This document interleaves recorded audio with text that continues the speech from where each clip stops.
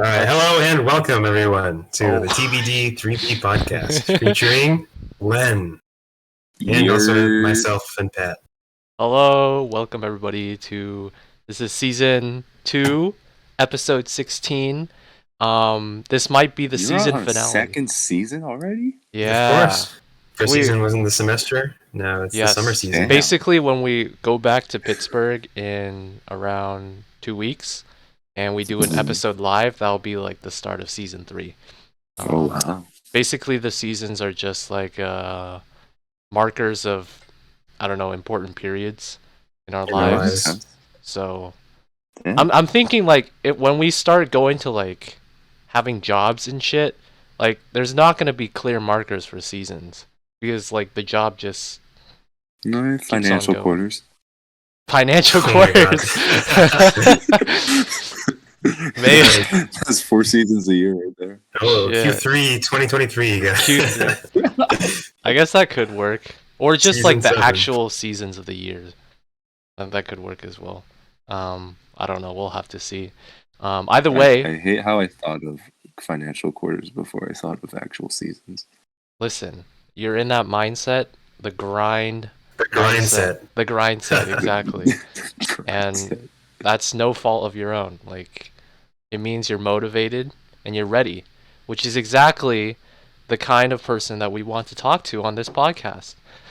Yeah. So swag. So swag.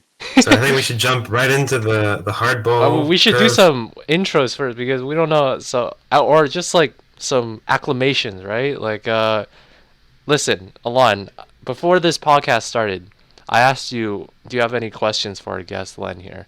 And you said you had one it was question.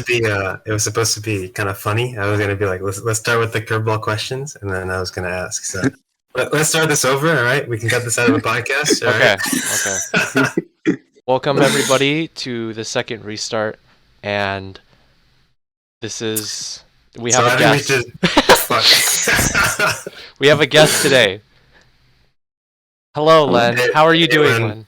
How's it going? I'm doing well. Thank you for having me. How are you guys doing? Are you doing good? But that doesn't matter. We're not the focus of this podcast. We wanna go deep, knee deep in a pool of Len. Whatever floats your boat. Is this how? Okay, you know what? I was looking forward to going back in person. So actually, we should start with that. We're gonna be all gonna be in person in like 2 weeks, right? Len, do you know when you're gonna be back to Pittsburgh? August 21st. August 21st. Oh, so right away. Moving day. Yeah. I heard that there was some emails about the elevator availability in the dorm. And we're gonna be staying in the dorm, the building, being Oh, yeah. handicapped on that day.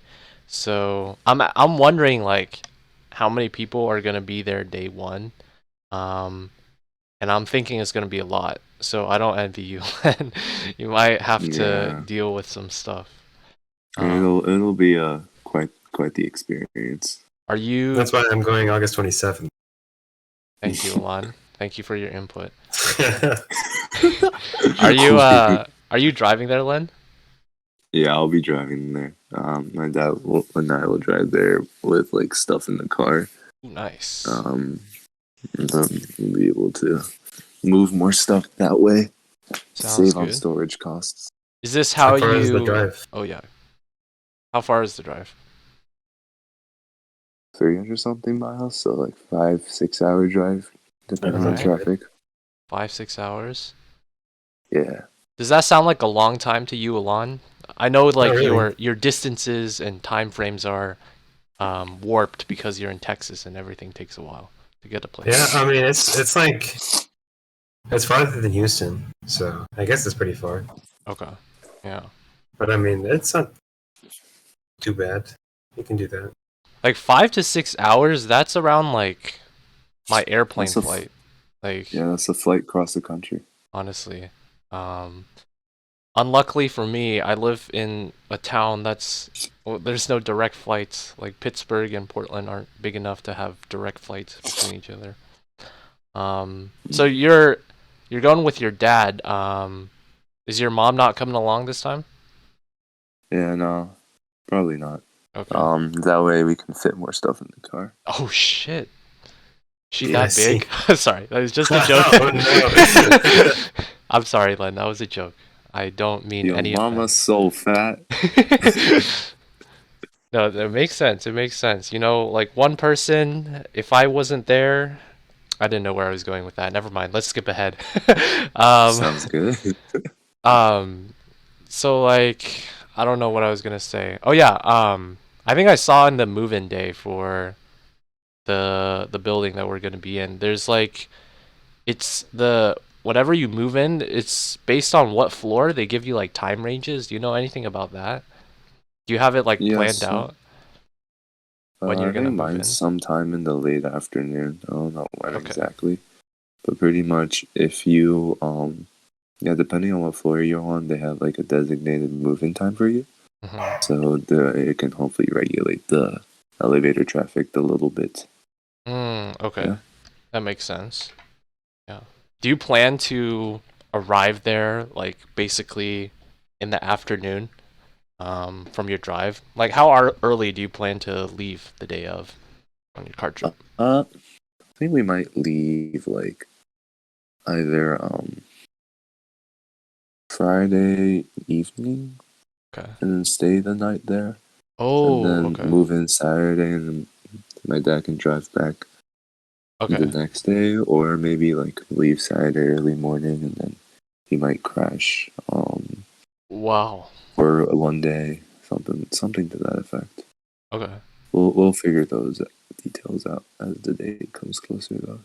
That means I'm gonna miss your dad. Oh, for the viewers that don't know, Len and I are gonna be roommates. So I mean, I don't Like- think, Elan, I don't think that detail is necessary. You could just miss my dad in general. yeah, that's true. And Like when ships passing in the night. I'm just playing. Yeah. and But yeah. when's the third roommate that gonna be coming in? He might already be in, honestly, but he's what's it called? He's going there a few days early, I believe, living with a different person. And then he'll probably also move in on that 21st date. So that But means yeah, he's getting there a bit earlier. he should be there already when you arrive as well. Yeah. Nice. That's good. Mhm. I'm glad that when I arrive, there'll be some people there, and it won't Are you be getting lonely. there? Are you getting there early as well on the 21st? No, it won't be the 21st. I'll be arriving in on the 25th, so Okay. you'll be a little bit later. One concern that I had before was like, I think my flight coming in, it's going to arrive in Pittsburgh after like anything's open, like all their offices and stuff. Like it's gonna be after it's closed. So Sure. I'm probably gonna have to rely on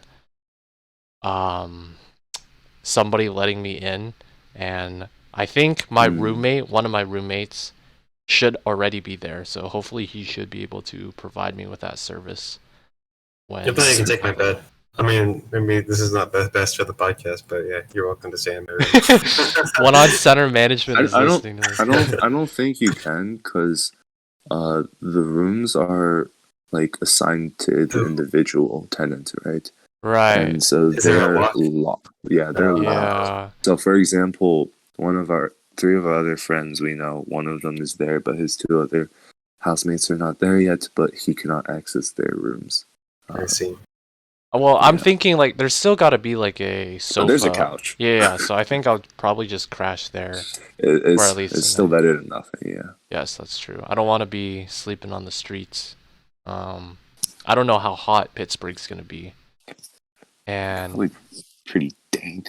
yeah, if anything, I'm hoping that the heat in Pittsburgh is not gonna be as bad as the heat it's been these past couple days here in the Portland Northwest. I remember the last time we had a guest episode, it was with Seaver. It was like around a month ago, and I was going through another heat wave, and now, right now, when we're having our third guest episode, I'm going through another heat wave right now. with temperatures Triple in the digits high. again? I think it was triple digits like yesterday, or like Crazy. might be in the coming days. It's definitely like it's been 90s, which has not been very fun. Um, See, we're not even hitting 90s here. have you been experiencing any heat over there on the East Coast, Len? Yeah, it's been pretty toasty. I'm getting to like low 90s, All right. and stuff like that. But also pretty humid, but not as bad as the Pacific Northwest, I think. You guys, there's like fires there, right? So it's also pretty bad, or Right, except I think the wind is blowing all the smoke like not my way. So like the fires are in more of like eastern Oregon and then down in like northern California. So if they blew the okay, wind the smoke like westward, um I see. then we would be like smothered. But I heard that it was like blowing eastward and that some of the smoke has reached all the way to the east coast. Like have you experienced any of that? Actually, there was a moment in Pittsburgh where it was very blurry outside and like hazy. And I think it was from the smoke. Like, Okay. if you can imagine yourself back on campus, if you're like at the bus stop at like Forbes and Morewood, Mhm. like you can typically see the Pitt Cathedral of Learning building pretty clearly, right? Mm-hmm. But like on that day, it was just like fuzzy. It was like it's hard to describe, but it was just like pretty difficult to see what was in front of you.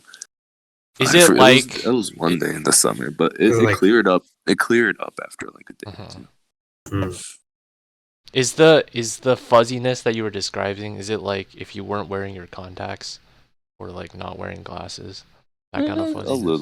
little bit, but it was also just like it's almost like if you like are familiar with photo editing and you just took the contrast bar and like made it pretty small. It was also like it was not just fuzzy, but it was also like kind of just dark and like I gray see. from Well, that like sounds the depressing. smoke. When was this? Like in the summer?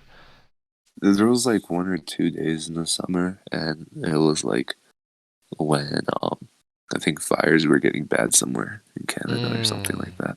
right. Yeah. That must have been like around a month ago. Well, actually, like this whole summer hasn't been great for fires. Seems like every single year it's like this now. Um, so Yeah. yeah, you were like in Pittsburgh for at least the beginning of the summer, right?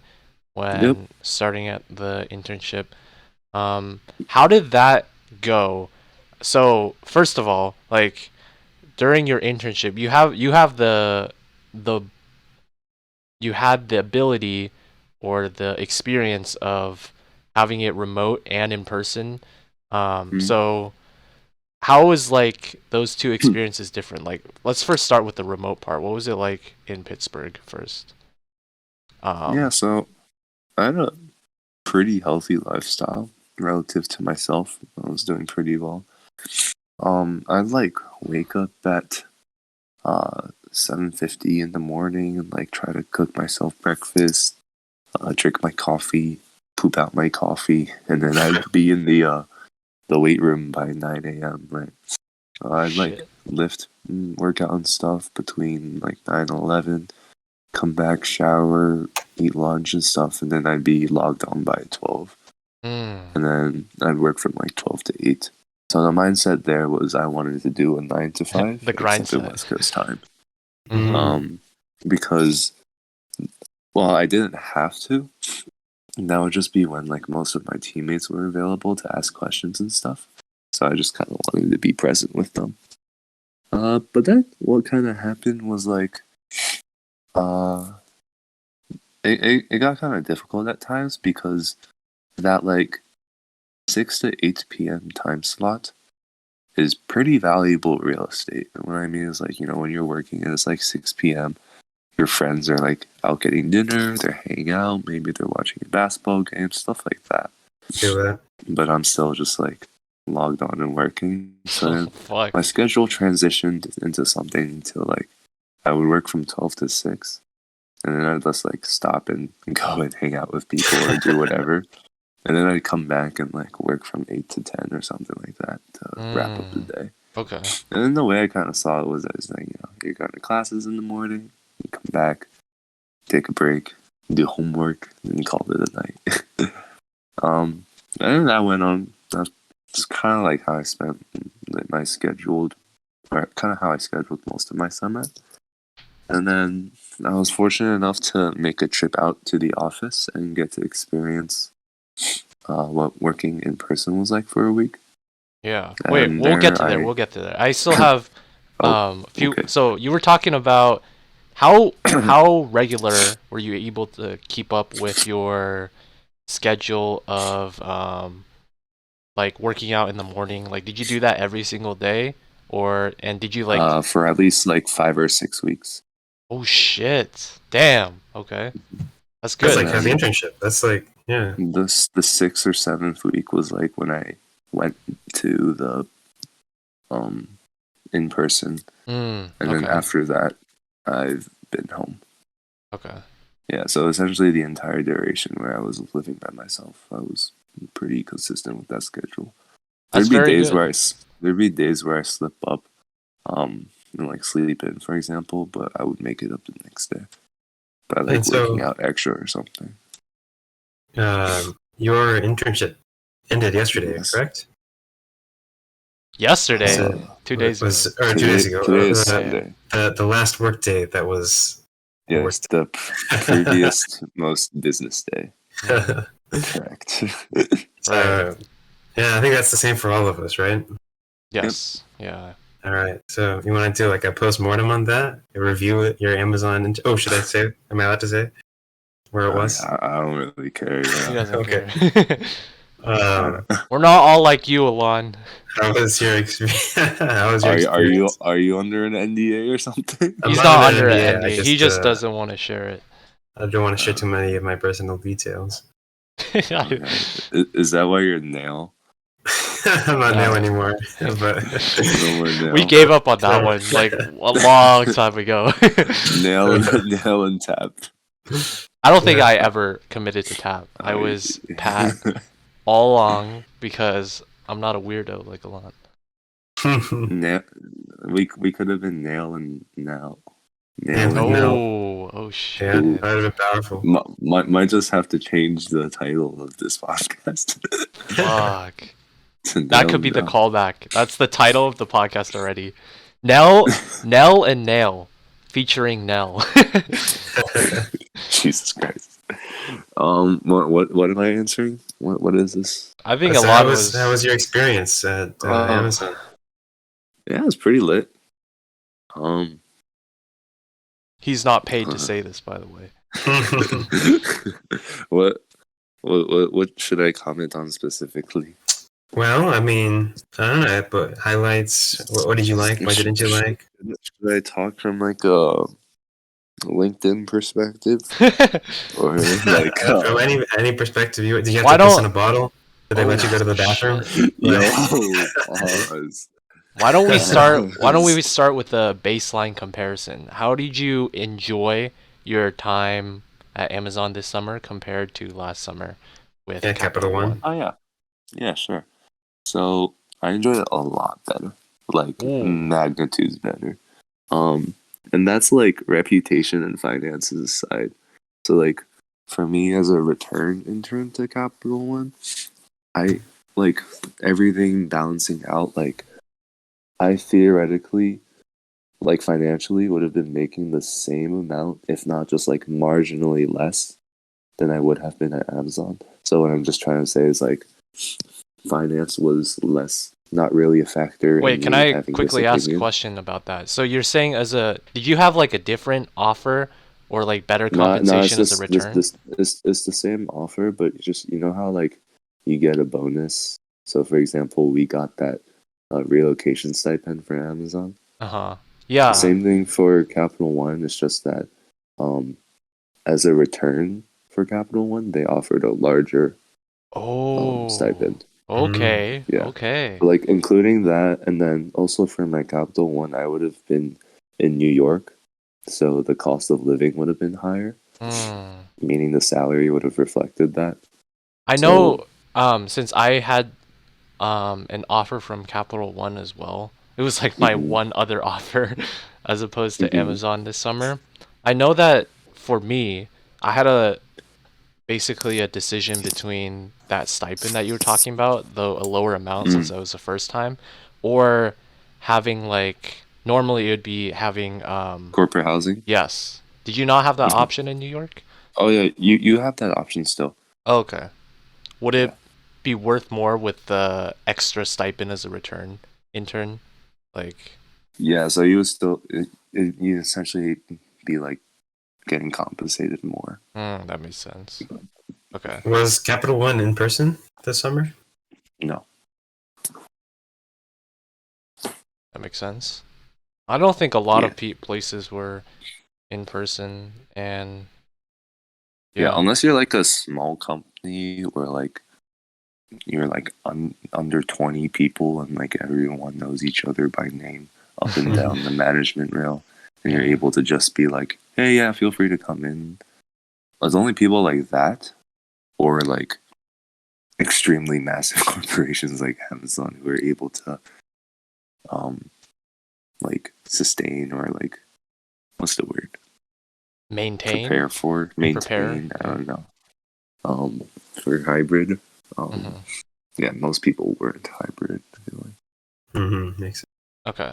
So you were And so, saying, oh, sorry, go yeah, ahead. that was your finance perspective. But what about the Oh yeah, experiences of? so yeah, so that wasn't even the finance perspective. I'm still just building context. Oh, So okay. what I was trying to say was, um, me enjoying Amazon better.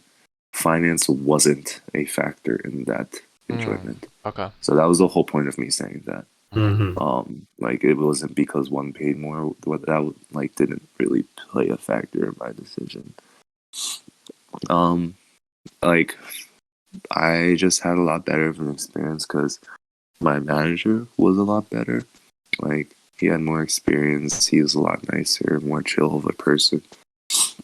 He And was a also lot nicer. the biggest thing was like, I mean, both managers were cool from Capital One and Amazon, but the biggest thing was like, the way the student programs decided to structure their things. So, like, like Amazon had student programs or whatever, right? Mhm. Capital One, they had like program managers, same shit, different toilet. Um, for Capital One, for me, they constructed it such that I had one manager, and then I was on a team with several other interns, or two other interns, right? So three interns and one tech manager, Mhm. and then you work on your project. Whereas at Amazon, and typically at most companies, they structure it such that you are one intern or maybe two interns on a legit full-time team, and you're just like working as if you were full-time. Mm. And that was the biggest thing that made Amazon a lot better for me. Being able to like experience that full-timeness and like being treated as a full-time was a lot more fruitful and like better for my learning than like being siloed away onto some like quote unquote intern team. Because like in Capital One, when you're just working with other interns, like your stuff has no like any semblance of relation or impact or anything like that to any business need whatsoever. You're just kind of like your own intern thing, right? Mm-hmm. But like at Amazon, I was part of a legit team where people do this for their jobs, and being part of that is like you get to feel a better sense for like what does working here look like. You get to feel a better sense for like how does my code impact some actual business need and stuff like that.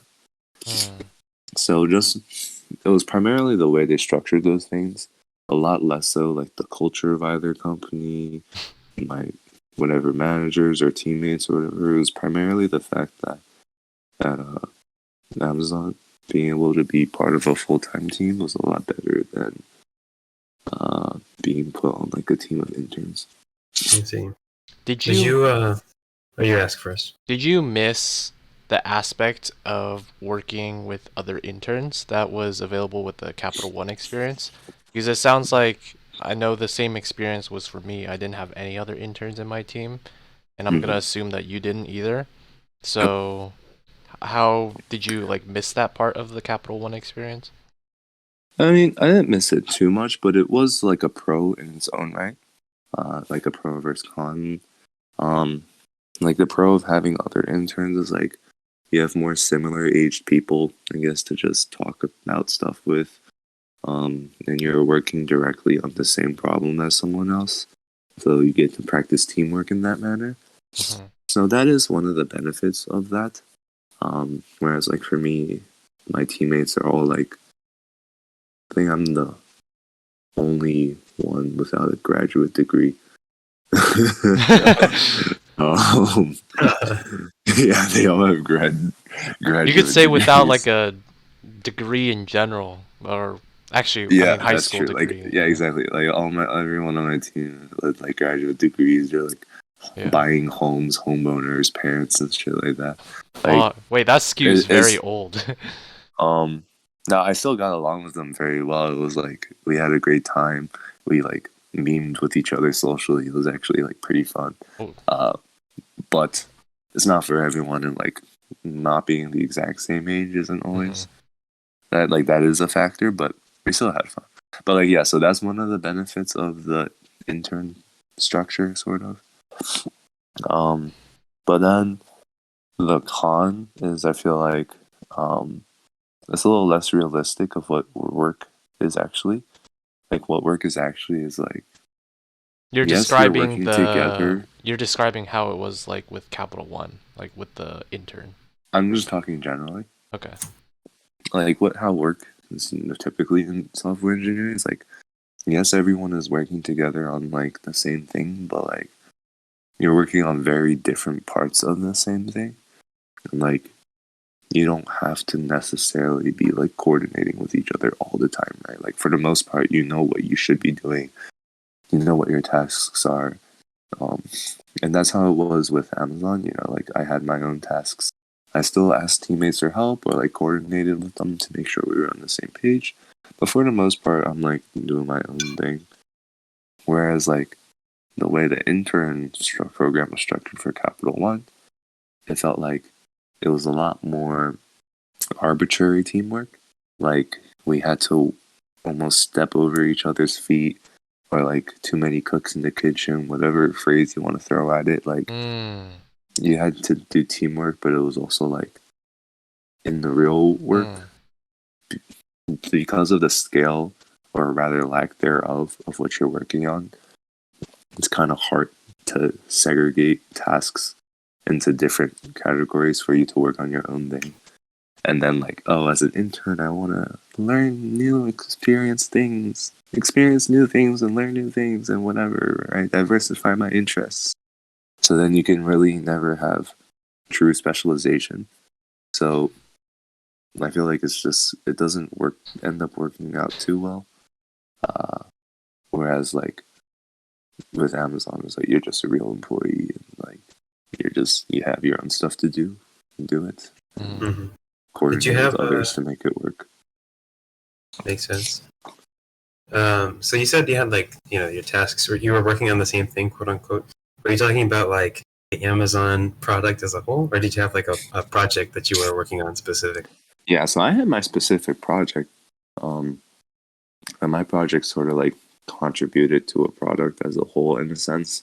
So like I could do it all by myself, but there'd be times where I'd like want to make sure that my project would be something that like my teammates could use in the future, or like it'd be something that's easily understandable, or just checking if I'm like doing something in the best way possible, stuff like that, where I would like work together with them in that manner. Yeah, I understand that.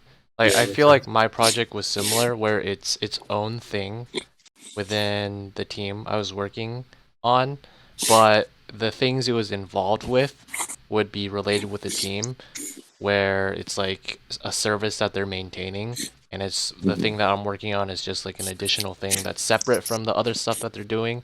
But since it involves a service, if I had troubles with it, it made sense that I was put on this team because then I could ask questions to the team about Exactly, like and this that's how specific it's thing. kind of like supposed to be. That's how like work is in general, right? When you become an actual employee, you're going to be working on your part, and then it'll later come together with other people's parts to create the bigger product, right? Mm-hmm.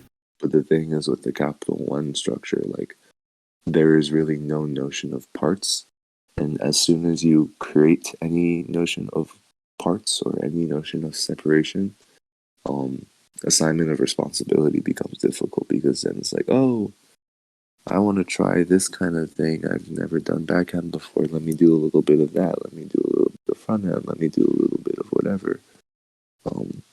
And so it's just with the small scale of the project, it's like there's not much to separate. And then with the time frame of the internship, it's like there's not enough time to specialize. So that's kind of like why I think it just doesn't really work. Makes sense. So is too much breadth, not enough. Not enough depth. Breadth first, not depth first. Not even enough either. TBH, not enough either. It was just I see. Not enough breadth to create separate tasks, and not enough depth To specialize. Yeah. So I guess it was just BOGO. Fuck. I don't know. I was trying to make some kind of joke with searches, but I don't even know what other search there is. You have any ideas, Elan? Priority for search. Okay, terrible. Patrick, I know what you were going for. Yes, that's. It's like BOGO sort, I think, is what I was going for BOGO search. sort, yes, but that's not a search, so it doesn't really make sense, given that we were talking about searches. Funny computer science joke moment, haha, yay. So funny. Did you have, you had to do like a final presentation, right? Yeah. And how'd that go? It was pretty solid. I enjoy presentations. I like making slideshows. That makes one of us. Wait, did you have to take, did you take writing for the professions yet? Yeah. Did you enjoy making a presentation for that class? I didn't have a presentation. What? Oh wait, no. Sorry. I confused that with the interp about public problems. Yeah. I have not taken writing for the professions yet. Oh man, I plan on doing that like senior year. Oh. When I like don't care about classes. Damn. Well, that's gonna make you hate your senior year even more, because well, it's not that bad, but it's like not. It's just like annoying, like exactly busy work, right? That's what I'm saying. So that's why I wanted to get it out sooner. I'd rather have that senior year than like some crazy hard class that makes me like suffer everywhere else. So is your like schedule more heavier, like gonna be this year than senior year? Well, I think it's just like I'm just going for balance. Yeah, so like I have 2 tough CS classes, a tough business class, and then an easy gen ed. What's your 2 tough CS classes? I know you have 210. What's the other one? 210 distributed systems. Oh. Okay. 445? No, that's 440. 440. 440, I see. I got all the numbers on lock. For systems, at least. And you're doing systems concentration, right? Yeah, I think so. Nice. What's your tough business class? Intermediate microeconomics. Mm. So this is like it's like a sophomore level / late junior level business econ class for my minor. When you were describing the Capital One experience, you were using terms like, you gave the example of like chefs tripping over each other, and then you were talking about something to scale, and then those examples made me think of economies of scale. that I learned Nice. in micro. It's- I don't know if that same When you association. when you said chef, that made me think, and then you said economy, that made me think of games. And then game theory made me think of games, and then connecting that back to chef, that made me think of the chef game known as Overcooked. Oh, dude, That's I what I just was made the saying. exact same connection. That is exactly what I was going to say. Oh my god. I mean, I kind of set it up for the alley oop is there. You just had to dunk it. Unreal. Crazy. Oh, man. You know what? We're playing that game when we're getting back. It's on your computer, right? Yeah, but like I'm thinking your Adrian, is he gonna bring a TV again? Well, I have a TV. We all We have a one on center TV. There's and a one then- on center TV? Holy Yeah. yeah, everyone gets a TV. Wait, everyone? Like every Sorry, no, individual no, person? every unit. Sorry. Oh. Listen, I was thinking, I don't actually know if I have enough space in the luggage. I probably don't. But maybe like in like senior year when I don't have to bring as much stuff on the flight there, I'd want to bring like a Wii or something. Something like Ooh. Oh, retro. very communal gaming. Wait, you can I bring was it after winter considering- break also. Oh, that's true. Yeah. I think that might be an even considering better getting idea. a Switch for that same idea, like communal gaming. That's true. But then I decided $200 wasn't worth to just play Smash. 'Cause I wasn't Also, are gonna you do even gonna have anything else. time I to was play just- Smash? Like, think about it. If you're taking I'll your make- classes. I'll make time. Oh, okay. If something is important enough to you, you will make time. Famous last words. There's no such thing as not enough time. It's a matter of how you prioritize. Yes, I think it. we proved that during our freshman years. There's Mhm. there's always time to go out in the middle of the night, do jack off, Unfortunately- walk around. Always comes out of sleep time. Yeah. It's just a matter of so you just don't prioritize sleep. Easy. It's the triangle. Yeah. Yes. Do you actually believe in that triangle? Like the Yeah. sleep? I You mean, think that's yeah. actually true? You can only pick two? Yeah. You can pick two, or you can pick to be in the middle of the triangle and just be okay at all of them. Or just garbage at all of them? That's That's what what I I'm mean. fucking That too. It's a balancing act, I guess. Yeah. Yeah, most people think it's pick two, but in reality, it's like pick any real point between those boundaries. Yeah. It's like a frontier's curve. Fuck. Okay. What the fuck? What's that? What? Can you say that We're in too English? small brain for him. That's an economics term. Oh shit! Hey, I've invested. Listen, he might learn that in intermediate microeconomics. So That's true. That's true. frontier Yeah. first. That sounds like some kind of new internet service from Frontier. No, the what's his name? I don't know what I'm saying. Oh, you're Yeah, just the talking about the opportunity cost PPC. Yeah. Yes, that's exactly what I'm saying. Oh, I don't know you what made a it sounds. You what's a made it sound so PVC? fancy. It's just just a also called the frontier's curve. Production possibility frontier. Oh, I'm gonna act like I know what that is because I don't know what that is, and I don't care what that is. Let's go back Thank to you, Patrick, for that contribution. let's go back to your Pareto, that's what I was going to say. For the Pareto frontier curve. It's Oh, I remember that. Same thing, same concept. It's- okay, Alright, moving business on to majors. something, All right. Moving on to something relevant now. Wait, you had to do a presentation as well, Elan. Like, how did that go?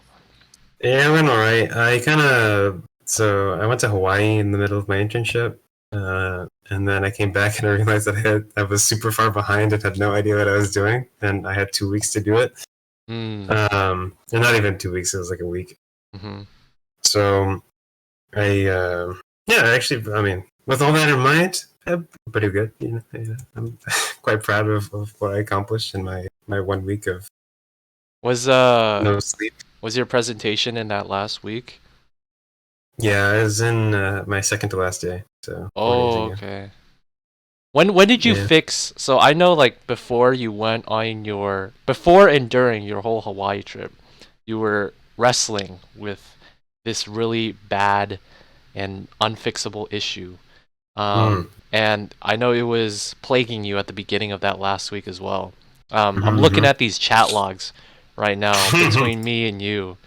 I remember we talked about it in the episode where you came back from Hawaii.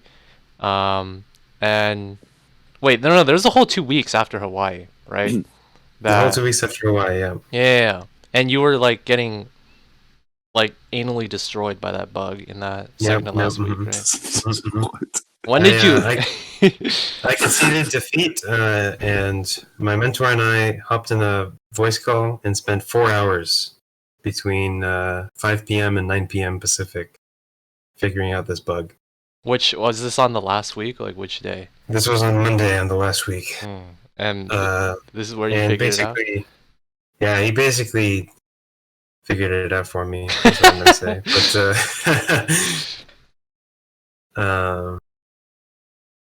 But yeah, I mean, in the end, I mean, do you really want me to say on the podcast? There was If is it like a long explanation? Like I know it was like your tests were failing. Was it yeah. was it So a stupid issue?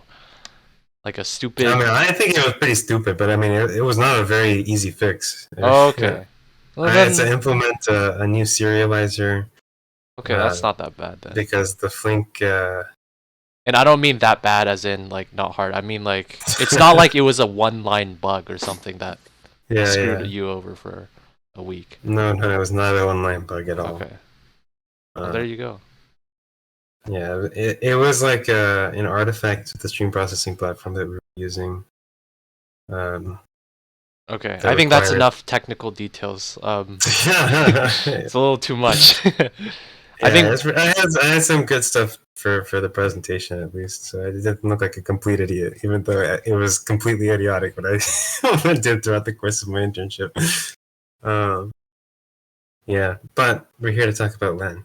So Len, Hello. let's see, what were we saying before? You were I have no presentation, idea. your project. Oh yeah, I did a presentation. Yes. So, how did you like your project? See, Patrick and I have frequently talked about how much we hate software engineering. I have a similar opinion, and with that regard, how did you like your intern? I like software engineering is not bad. That's oh, just because my expectations are lower. Like, you guys probably dislike it because like you can't apply what you learn in school and stuff like that. And it's not very, I think you like, think too academic. highly of me. I just think it's tedious and fucked. Yeah. I mean, that's just kind of my expectation. I mean, that's just kind of the reality of the industry as a whole, in my opinion. Like, unless you're some PhD level person, you're not going to be doing anything that's extremely or particularly exciting. But yeah, like, my project was pretty solid. I got to do stuff in Java, which I didn't know how to do before, which I feel like is a pretty applicable skill. Mm-hmm. It wasn't anything too fancy. I made like a library to integrate onto an existing service. I didn't push it to prod or anything, but I just made like a proof of concept. The whole time, it was always like not too big in scale, but also not too small. So I like didn't feel too stressed throughout the internship, which was pretty nice. That's good. But yeah, like don't have too much to complain about. Another reason why I think I liked Amazon a lot in general. I wrote a design document for my project, so Yeah. like not just like being given an assignment and then doing it. I kind of like defined my own assignment in a way, Mm-hmm. and I'm someone who prioritizes or like really values autonomy. That is core to like lots of my behaviors. So whether that's like why I wanted to go back this semester and didn't want to stay at home, or even why I don't like HelloFresh and prefer to pick my own things at the grocery store. Like, I just I really value autonomy and being able to have my own say in how certain things were made and stuff like that. Like, it was also pretty nice. So yeah, I mean, like, my take on software engineering is like, would I rather be watching movies or playing basketball than doing software engineering? Probably. Yeah. There's lots of things I would be rather doing, but I feel like I have the skill set suited for it. You know, not bad at coding and pretty organized, good at communicating between people and stuff like that. And it's a not too demanding job that yields a very lavish lifestyle, a very comfortable lifestyle. You know, like, you're not putting your own physical body on the line or anything. You're not putting yourself in danger. It's not like you're serving the military or like in like manual labor or anything. So that's already a big plus. Mm-hmm. And like, it really, I think that's why we're in it. Considering the salary you're getting as someone with just a bachelor's degree, like, you're easily able to start saving up early and like having a pretty comfortable lifestyle compared to a lot of other people. Mr. got to work a week in Hawaii and shit like that. Like, I don't know. So I mean, it's not the most entertaining thing in the world, obviously, but I feel like it's a job that I don't hate doing, and I feel like I have the skills suited for it, and that's all I can really ask for. Wow. Listen, Len, you're talking very logical. Me and Lon, we like to complain, and you know. Listen. What you said one thing that I agree very strongly with is that it's not a lot of things to put in, and you get a lot out of it.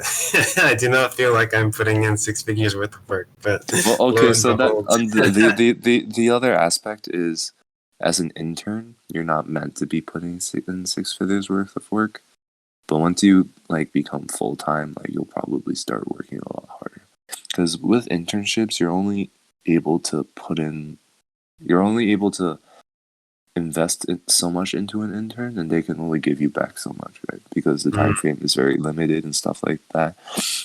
And the whole purpose of internships from a company is not to get valuable work out of you.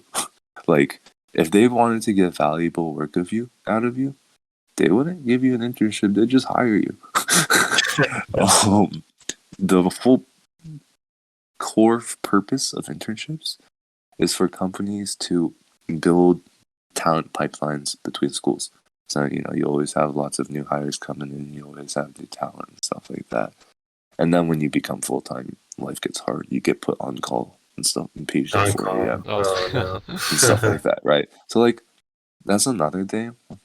What we know to be sweet, at least in terms of difficulty or scale or whatever, is probably not the most realistic, like, taste. And I feel like that's a misconception that people have a lot, especially when you get these like super smart CMU kids who are used to doing like a lot of work, and like suddenly the internship is lightweight and they're not used to that. They're like, I'm doing easy stuff and getting rewarded for it. There's sort of like a short circuit in the brain almost. But like, if you just take a step back, like, it's kind of like the reason you feel weird for doing 6-figure work because you don't feel like, because in reality is like, you're probably not doing 6-figure work yet. True that. But the whole purpose is like, eventually you'll be enticed to join them so that you will start doing 6-figure work.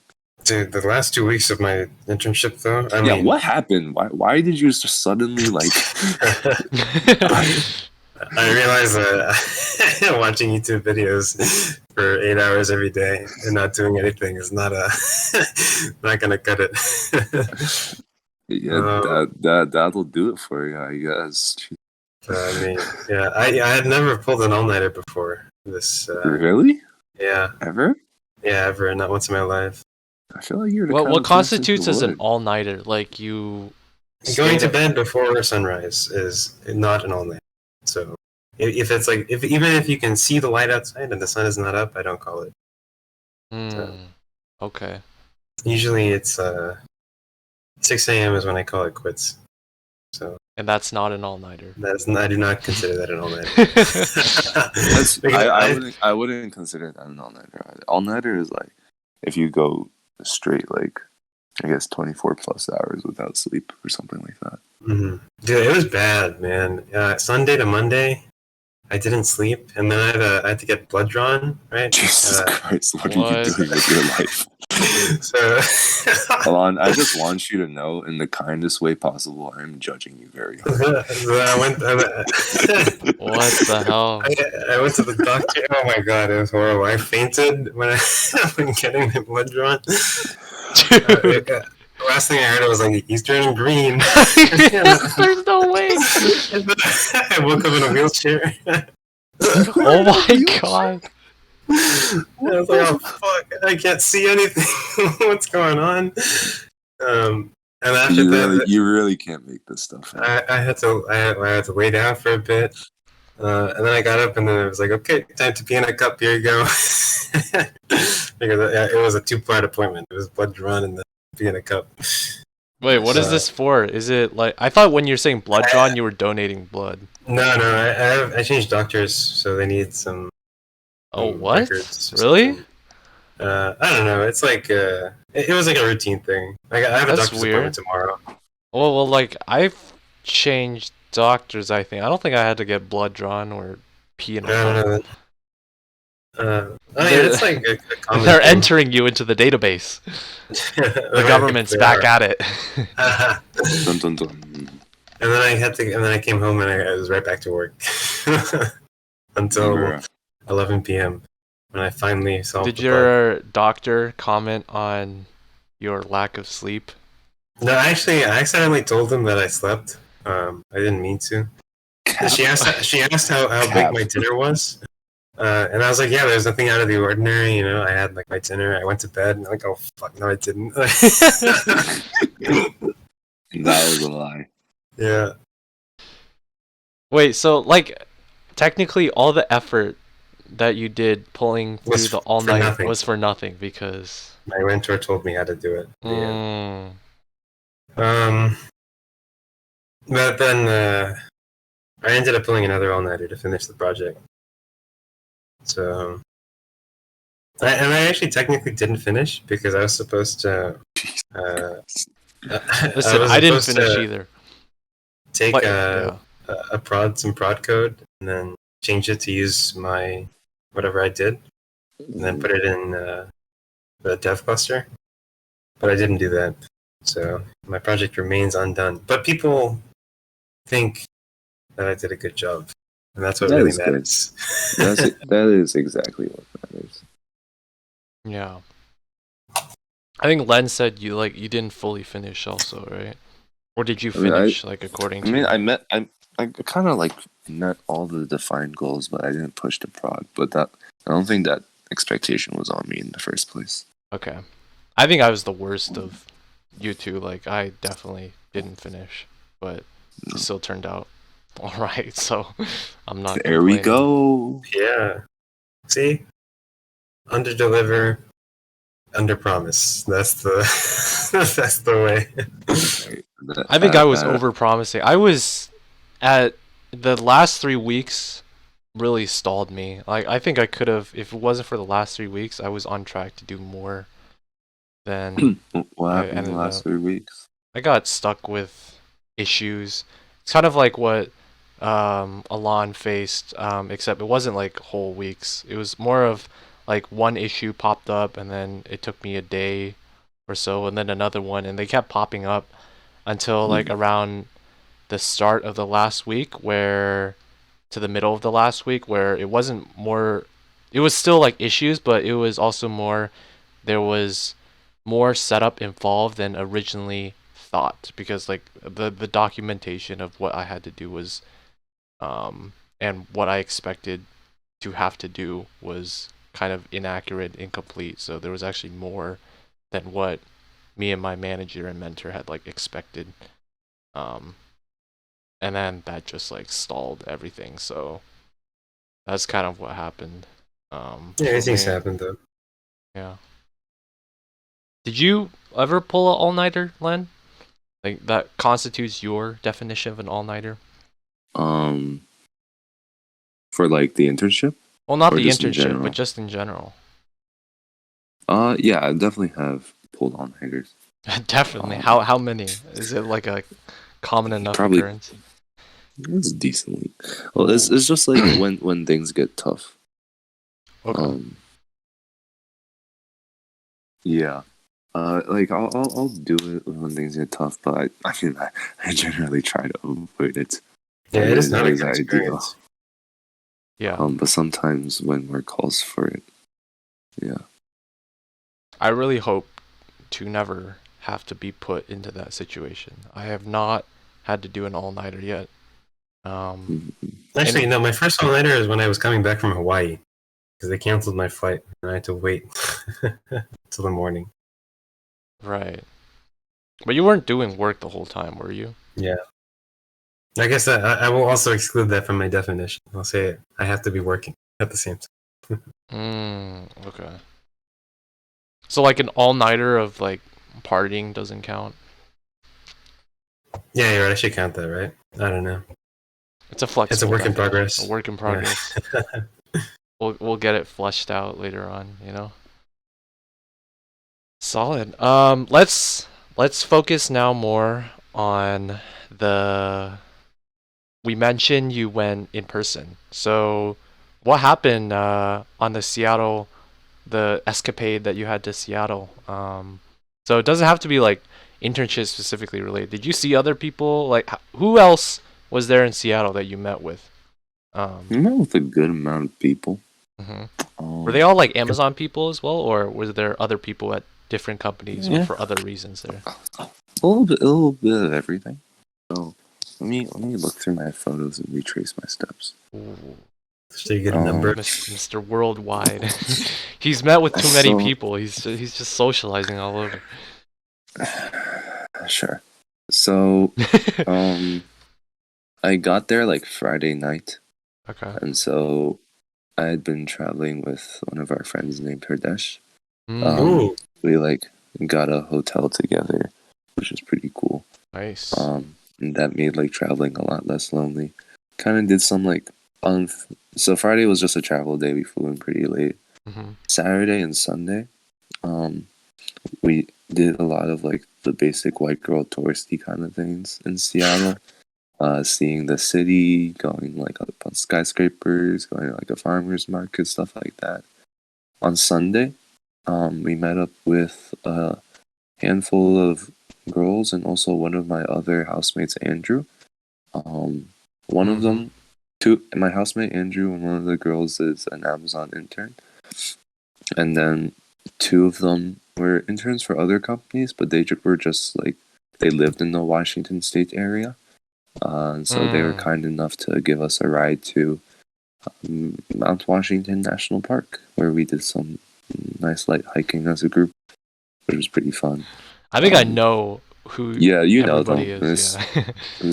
This was Crystal, Anita, and Lisa. Yeah. But yeah, so I yeah, don't it know who was really. people are. They're all They're all wonderful teammates. CS or except for Anita Yeah, and but yeah, is they were. Andrew I think is CS, right? Yeah, he recently transferred in. Yeah. Oh, nice.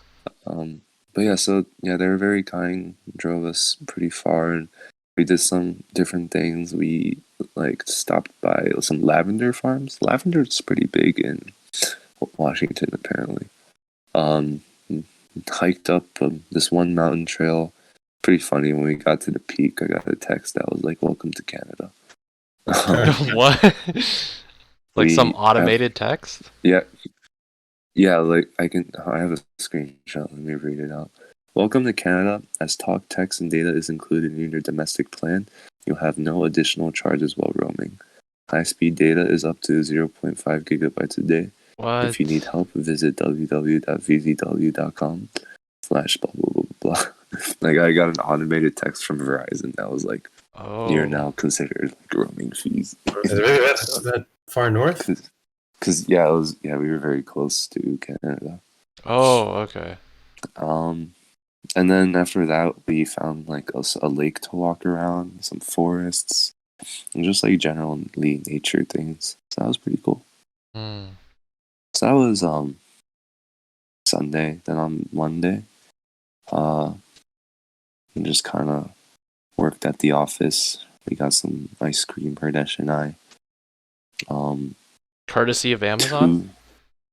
And then, yes, actually. Nice. Yeah, our meals were expensed. I met up with one of my friends, Mega. She kind of showed me around her office because I was in a different building. So that was pretty cool. Then on Wednesday, I believe, we went to do some more basic touristy white girl things. Crystal joined along, so it was me, Hardesh, and Crystal. On Thursday, I got some bubble tea. I actually got bubble tea twice that day. I was kind of sick of it. I got it once with these two other Amazon people. They're also CS people are yours, Devanchi and Mega again. Dude, I don't know later. anybody at CMU. Oh man. I think I've recognized everyone so far. Let's go. Later that, alright, this is where I'll trip you up, Patrick. Uh-oh. Later that night, I met up with some friends from church. Fuck off. Caleb, Noah, Victoria, and Esther. These are all people who are like graduated. Some of them didn't go to CMU. Some of them were from Pitt. But yeah, they're like from the Seattle area, so I got to meet up with them, and they took me to like this night view place that was really cool. And we got Korean fried chicken. That was pretty lit. Whoa. It was very yummy. Whoa. And then I think Thursday or Friday might have been the day off. And then after that, Saturday, I went thrifting with another friend. Oh wait, no, one of the days I missed one. One of the days I met up with. I got barbecue dinner with I don't think you guys would know them, but just some older guys in Sigep, which was pretty cool. Yeah, I glossed over. Were they? Oh, Sigep, like because I didn't have pictures. They were CMU as well. Yeah, so yeah, CMU. One was an Alaska Airlines intern, and one was also an Amazon intern. So that was pretty fun. Yeah, so then back to Saturday, went thrifting. Thrifting is pretty cool. I was never into it before, but starting to get into it. Then, what does that mean, like thrifting? So just going to stores to buy clothes, except the stores you go to are like selling secondhand clothing. Okay. Yeah, and then also on Saturday, I met up with a certain Mason Loyette and Steve Dahlgren. Ooh. Hey, one of them featured on the podcast.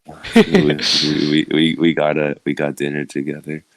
Hung out with Steve a little bit. It was pretty cool. We like walked around the lake. We just talked about life and also got ice cream again. And the podcast. And the podcast. We actually did briefly talk about the podcast. Oh, what? Did he mention it? He just mentioned he was on it, and I was like, oh, what the heck? And then yeah, Sunday was a travel day, and then I went back to Pittsburgh. God damn. So, yeah. Busy man. I was it's a whole week. So I was just like scrolling through my camera roll as I was talking right then. So that explains why you mentioned the bubble tea. 2 times. Double the bubble tea. Yes. Yeah, How was that? What was the mask situation like? People wearing masks, the friends wearing masks. So if you were vaccinated, if you were vaccinated, and you like uploaded your information to the Amazon system, you could get like some sort of special badge. It wasn't a special badge. It was like a sticker that you put on your badge to notify that you're allowed to not wear a mask. Otherwise, you have to wear a mask in the office.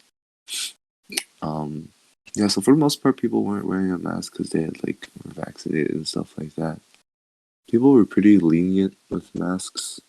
Like, not many people were wearing masks just in general in the public. But this was also, I also went when like things were pretty good. Mm. Like, it was about maybe 3 weeks after, 4 weeks after, where like Delta started hitting mainstream media again, I'd say. Like, when I had gone to Seattle, Delta was still like WeChat level media. So like, it got to the concerned Asian parent level, but it hadn't gotten to the concerned Karen level yet. So things were still pretty good COVID wise, but then I like your level designations. Karen level, concerned WeChat. Yeah, I mean, like, in terms of how quickly one gets COVID information, I definitely put WeChat at the top of the list, above the CDC and Fauci himself. Yeah. Nah, but I yeah, did India though, so I was hearing a lot about it too. yeah. So, but yeah, so it was pretty fun. Yeah, I had never been to I had never been to the Pacific Northwest before, so that was the first. That was pretty cool. I like the weather there in the summer a lot. Though I hear the winters are rough. I mean, yeah, could be. It depends on what you think rough is. Like, what is a rough winter? It's just like sad and depressing and cloudy and rainy all the time. I mean, I guess. I mean, At least Seattle doesn't it snow in specifically. like New Jersey? Like, I feel like the Northeast gets it way does. worse than the Northwest. Yeah, we probably have worse snow, but like at least there's sun. I mean, we get snow as well in the Northwest. No, Probably at least there's sun. Like, yeah, you got snow. In Seattle specifically, it's like known for having the most cloudy days in America or something like that. And like because of that, seasonal depression and like lack of vitamin D is like genuine health issues that exist in that city because of the weather. So like, it's not just like me complaining or about generalizations or something. Do you find yourself affected by like that kind of stuff where it's too many clouds? That like you really relish sunshine? Sunshine is pretty important. I do enjoy photosynthesizing. I knew you were a plant. But oh, here's a question: if you were a plant, what plant would you be? It's a terrible question. How about you answer that first? What would you be, Elan? Huh? A redwood tree. Yeah. What a good answer, huh? I would want to be a sunflower. I feel like a sunflower is the plant equivalent of a golden retriever. And I want to be a golden retriever. You want to explain why is a sunflower like a golden retriever? I really have no explanation. Oh, okay. What about you, Patrick? What plant would you be? I would be an eggplant because I'm a dick. Wow. Hey, sure. Was that the answer you were expecting? No. But it's still one we deserved. Is there such thing as a goose plant? What? For Gus. Is that supposed to be a joke? Because that's not very funny. It was. He's a goose, right? I'm trying to cater to our listener. Well, I think you're alienating him instead. You're pushing him away because that was terrible. What, goose plant? Well, Gustavo. What kind of joke is that? A goose plant? Gustavo, when are you moving into Elan Center? Do you not know anything about Gus at all? Huh? He goes by Goose. I know. Pictures of Goose. I know that. I know that. We know that, Elan. I'm just saying, goose plant makes no sense at all. It's a real thing. There's such a thing as goose plant. What? Really? Is it spelled like goose plant? Yeah, look it up. Goose plant. No, I searched up goose plant and there's no Wikipedia article, so There's I already goose know it's foot. not true. Exactly. You're lying. What the fuck? Trying to save face Goosefoot here. plants are often rank-smelling, and a number of species have leaves that resemble the foot of a goose. If there's no Hence their common Wikipedia name. article, it's not real. So goose No, plants. here. The goose plant is from South Quinoa, Africa. native to the Andean region of South America, is the most economically significant goosefoot species and is grown commercially for its nutritious seeds. Okay. See, Well- you're very nutritious, guys. So You eat them. quinoa is a kind of goosefoot. Mm. Eat them out. Yo, All right. Yeah, moving on. Listen. Gustavo, bussin'. if you liked this whole segment of the podcast, you can leave a comment and say I enjoyed He this. should Patrick, if you you should- didn't like it, also Patrick, leave a comment. Yes. he should fill out this Qualtrics survey by the end of this week, and then he can get a phone tool icon. Oh, yes. Did you try and do anything with Phone Tool? Like, did you go for badges and shit? Phone I Tool, mean, by I the got- way, is like a badge thing for Amazon people. Ooh, you get a badge? Wait, is it only for your employment at Amazon? Yeah. Well, no, like, it's do not. you It's use- not getting a. It's essentially a sticker system where you get Yeah. rewarded virtual Mm. stickers. Yeah, Do you- it literally is. You Literally lose your what it stickers is. at the end of your Imagine. internship then? I mean, you lose your. You can't wear them. You lose your whole profile. So, Mm. Yeah, your account gets deactivated. hey, that means Jeff lost I- all his I'm stickers. excited. Oh, shit. See, Jeff. Bye bye. I'm excited to see Elan go through Amazon stuff next. All right. Yeah. When's your start Oh, date? right. My start date is the first day of school, August That's 30th. so painful. Ooh.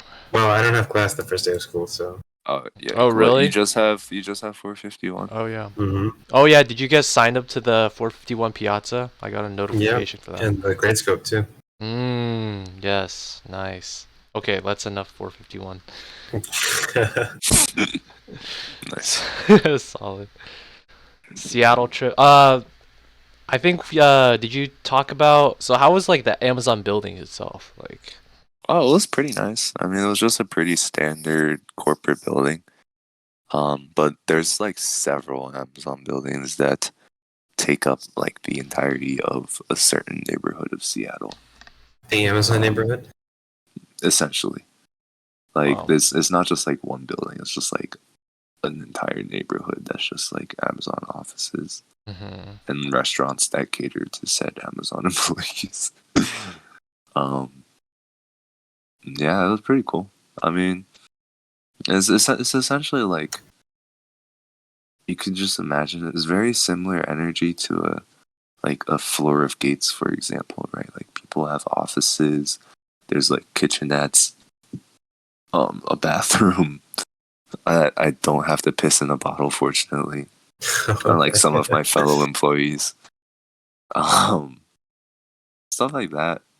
Except the only difference between like the Amazon offices and like a floor of gates is like instead of like closed door offices, it's much more like open space desks to work at, if that makes sense. Mm. But How yeah, so many? if you What was like the people there? Was it mostly interns?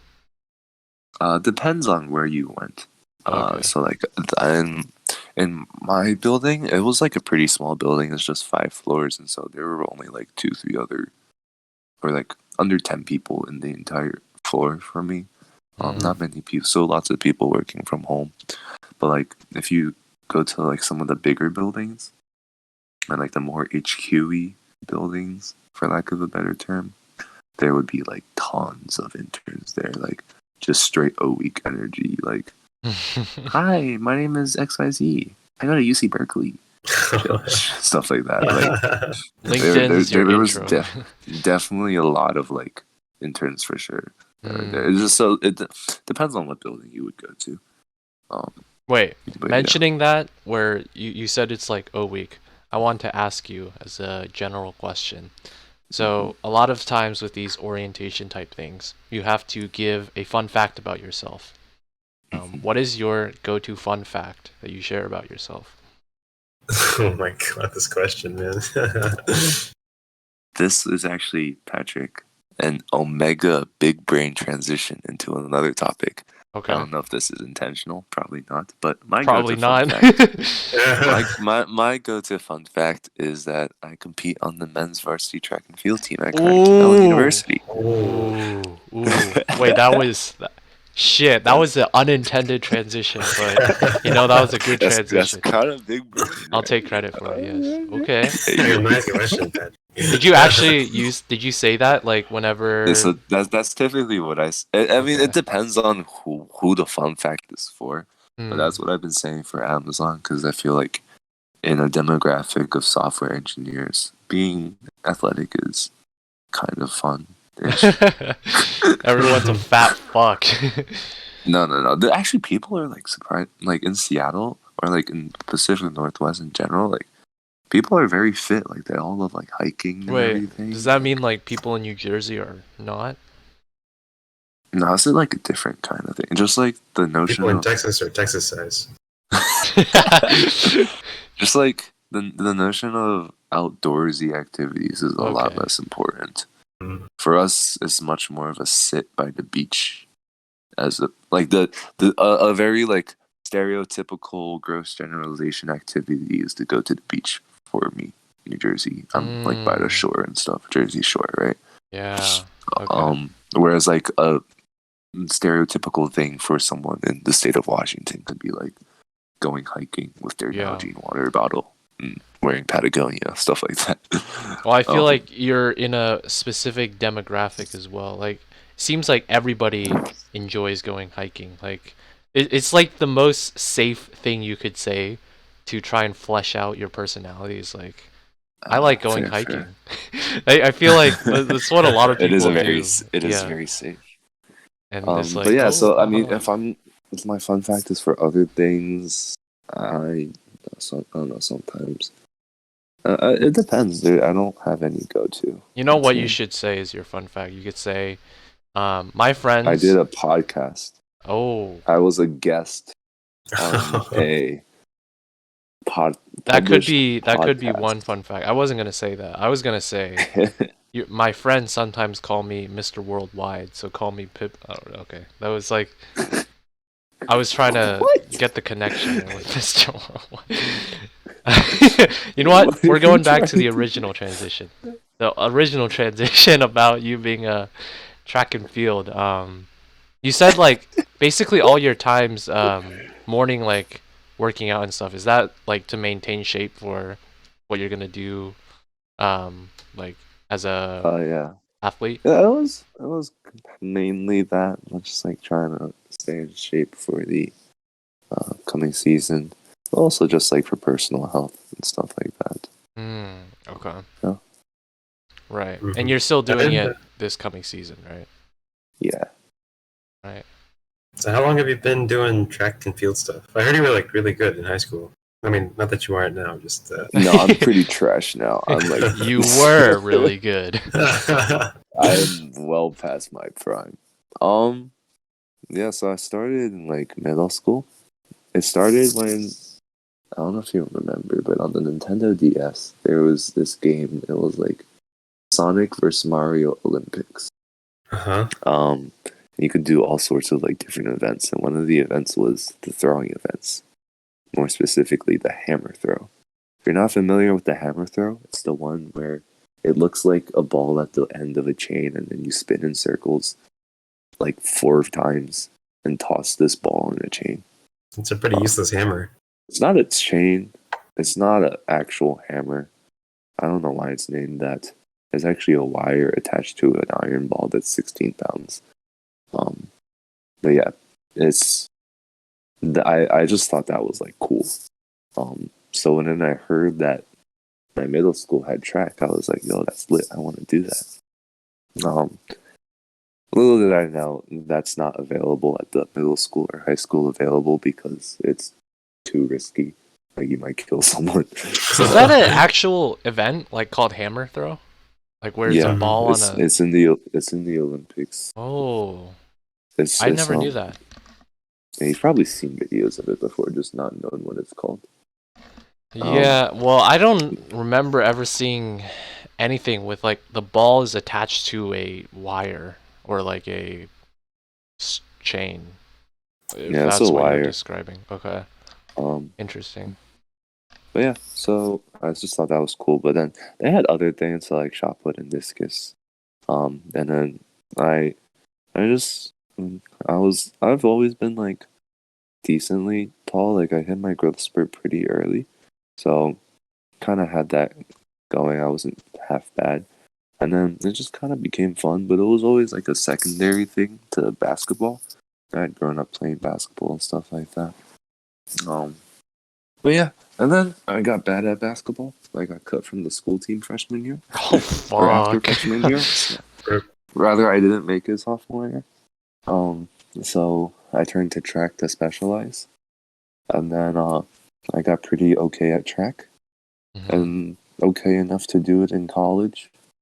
And now that I am in college, I care a lot less about it, because the reality of corporate America has taken more of a priority in my life, And society, and man. doing school and just being a functioning adult instead of a athlete. Because if I wanted to be good at track at the collegiate level, I don't think I'd be able to maintain a CS degree or like um, get the internships that I've gotten.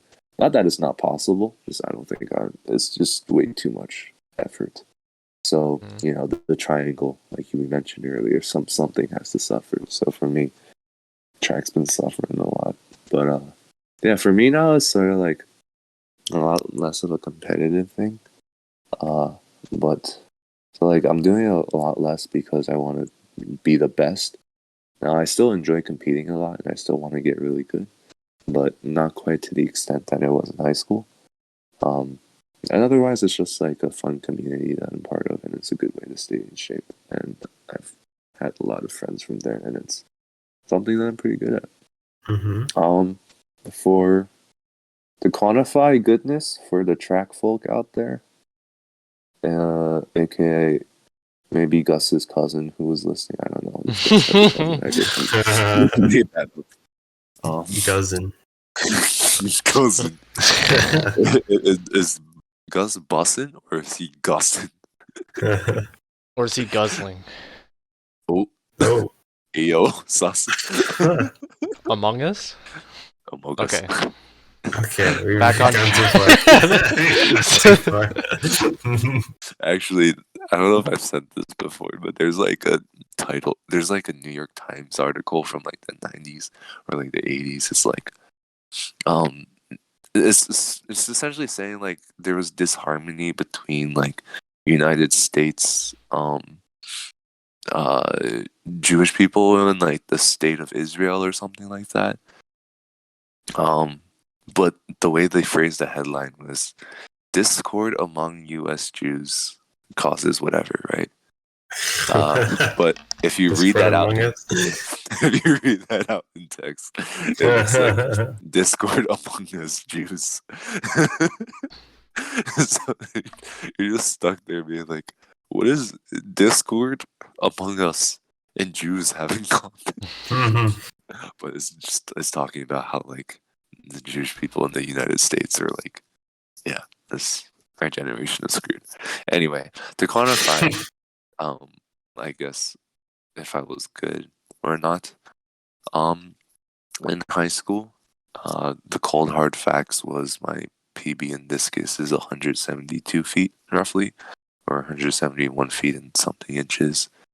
And PB in shot put is 51 feet and 1 inch. That's the cold hard facts. To quantify that with a bit more flourish, I'm a school record holder at my high school. Okay. Pretty consistently placed first in most meets at the conference/region level. It's probably top 10 to 20 in the state. Definitely good enough to walk on to like a local Division 1 school. So for people in New Jersey, like probably could have walked on to like Montclair, Ramapo, Monmouth, stuff like that. But not to like get a full ride scholarship or anything. I was able to make nationals my senior year, and I placed third in the emerging elite division of discus. Ooh. So yeah, that was that. So that's the more flourish if you don't understand the cold hard numbers. Yeah, That is very that was impressive. pretty much my entire personality in high school. The sad reality is that even though it's like, oh, athlete this, athlete that, primary motivation was that, and now this is the try-hard Asian in me. The primary motivation for getting good at track was the College apps. possibility that it might help with college applications. I knew it. And looks like it worked. There Yeah, you it go. worked pretty damn well, actually. Yes, it did. So Well- now what I mean by that is, so the Division 3 recruiting process is a little bit tricky. It's a little bit weird because Division 3 schools are not allowed to give scholarships or anything. So I'm still paying like any other student would. Mhm. And there's no like formal advantage in the admissions process. So when you look at a D1, D2 school, if you're a recruited athlete, you just, as long as you have some like bare minimum GPA or bare minimum SAT, we're talking like 1000 SAT or like 2.0 GPA in high school, like High bar. you're good to go. Whereas as a Division 3 athlete, you're evaluated just like any other student. The way I think about it is just whenever the admissions officers, so what happens is like the coach will have a list of students that they want to recruit, and they can give that to the admissions officer, and then they can see like, oh, this student is getting recruited, and all that really does is it adds a blue check mark to your extracurriculars. That's the way I see it. So like if I was verified on Instagram or verified on Twitter, right? The blue check mark. It essentially it just adds a blue check mark to my track category. That's the way I interpret it. Because at the end of the day, they still read your essay, they still look at your grades and all your other things. And you're still evaluated on that first, and they're not like obligated to admit you or anything. So like there's quite a few schools that I was getting athletically recruited to, but I didn't get in academically. For example, U Chicago. But there are places where I did get in academically, fortunately, like CMU. But I did, having a blue check mark at the end of the day, it's still a blue check mark. So the way I see it is like, it's just adding extra validity to your extracurriculars. So like me being a recruited athlete for Carnegie Mellon is a kind of like extracurricularly equal to, I don't know, maybe someone being on IMO or something like that. So you yeah. like this process of being a really good track and field athlete in high school. So did the coach at CMU like actually reach out to you? And So I reached out to schools that I wanted to get to. okay. Typically schools reach out to you. But I wasn't good enough to the point where I was getting reached out to by too many schools. So I got reached out to by like, some of the local smaller schools that I mentioned, like we're in the middle of nowhere schools like Cincinnati Central University, stuff like that. So like I had been getting reached out to in that manner, but like at that point academics was more important. But for the places that I had been reaching out to, I was reaching out to like D3 programs that were known for academics. So this is like Carnegie Mellon, U Chicago, Emory University, Washington University in St. Louis, Johns Hopkins or John Hopkins. I don't know, it's plural or not. People are very picky about that. I think it's John's. Yeah. Whatever. Get over yourself. Anyway, that school, are like, there's a school in New Jersey called Stevens Steven's the student of technology, stuff like that. I was like prioritizing academics first, obviously, but since like track was just a lifestyle for me, if I could continue that in college, that would have been really nice. So that was kind of like one factor for me looking at colleges. Actually, I did have a chance to do track at Cornell, almost, but Almost. that never happened. Oh. That's a mini story in and of itself, but I will pause for questions because I've been talking for a bit. Pause for questions. No, it's like the presentation. Listen, I do want to hear that story. Patrick, why did you send Sussy Baka in this chat? What the fuck? It's because we were talking about Among Us. And I didn't. Yega. What? Deku, you Sussy Baka. I never actually understood like how that even came to be. I just saw that people said that, and then they had Among Us photos It's just along with it. And I don't want to know, Len. Don't explain, too much time please on don't. TikTok. No, thank you. I don't need to know. There's not much explanation. Okay. It's just making fun of like. All right, that's already enough. Thank you, Len. Thank you, Len. I just want to. I think what you said. Questions. It like lines up with what Seaver was saying, like how the whole process worked for him, as well, as an athlete. Because we kind of asked the same question, him being on the swim team. So. Wow, so is this unoriginal content for the podcast? Listen, it's different. Interview themed podcast. Listen, it's there's more to me than just that. It's a cool perspective, and I really appreciate Your it. mom's a cool perspective. She is, or maybe not to some people. All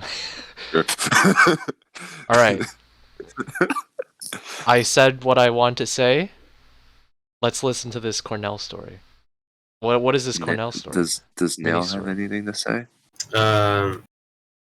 Nothing as interesting as the Cornell story, I'm sure. Yeah, I'm sure. Okay. So, yeah. Now, I actually found out that I got into CMU a bit earlier than other people.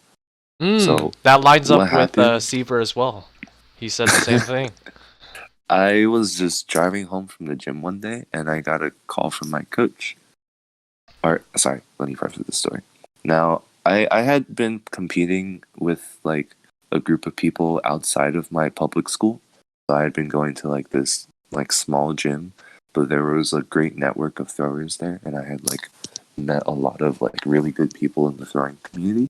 Like I have second degree connections to Olympians and stuff like that, which is pretty cool. Oh my god. All right. Okay, flex. And like but yeah, it's just like pretty cool to be in that kind of environment. But because of that, I was able to connect with the coach at Cornell. And he sees me, and I'm like, I come from a school where there have been Cornell track. Actually, yeah, there had been a Cornell track athlete, and I had the academics for it on paper, like. And I think for the Ivy League specifically, if you have a plus 1400 SAT and athletically recruited, you're like set. And for me, I had above those requirements, fortunately. So like, now for me, for the Ivy Leagues, I was just like, I was a possible if on the athletic side, because I kind of like glowed up athletically senior year. Like my junior year stats, which is typically what they recruit you based off of, wasn't that great. But he saw a lot of growth in me, and he was kind of like willing to take a bet on that. This is the Cornell guy? Yeah, the Cornell guy. Okay. And so we were texting, and the day he texted me was like, he like got my number from someone or something like that, and just out of the blue, it's like, "Hey, Len, this is Coach Redacted from Cornell." I was like, "OMG, hey!" It's like, "Yeah, let's schedule a time to talk and get to know each other." And so usually this is like him reaching out to me. We talk about my background is, athletic goals are, etc., and him like trying to recruit me and stuff. And so like, while nothing was formal, he had told me like, yeah, essentially, now I'm not gonna say anything to you right now, but if you come to Cornell, I expect you to be at practice. So I was like, oh shoot, that's like really cool. I could like, I don't know, be at an Ivy League, be at a Division One school.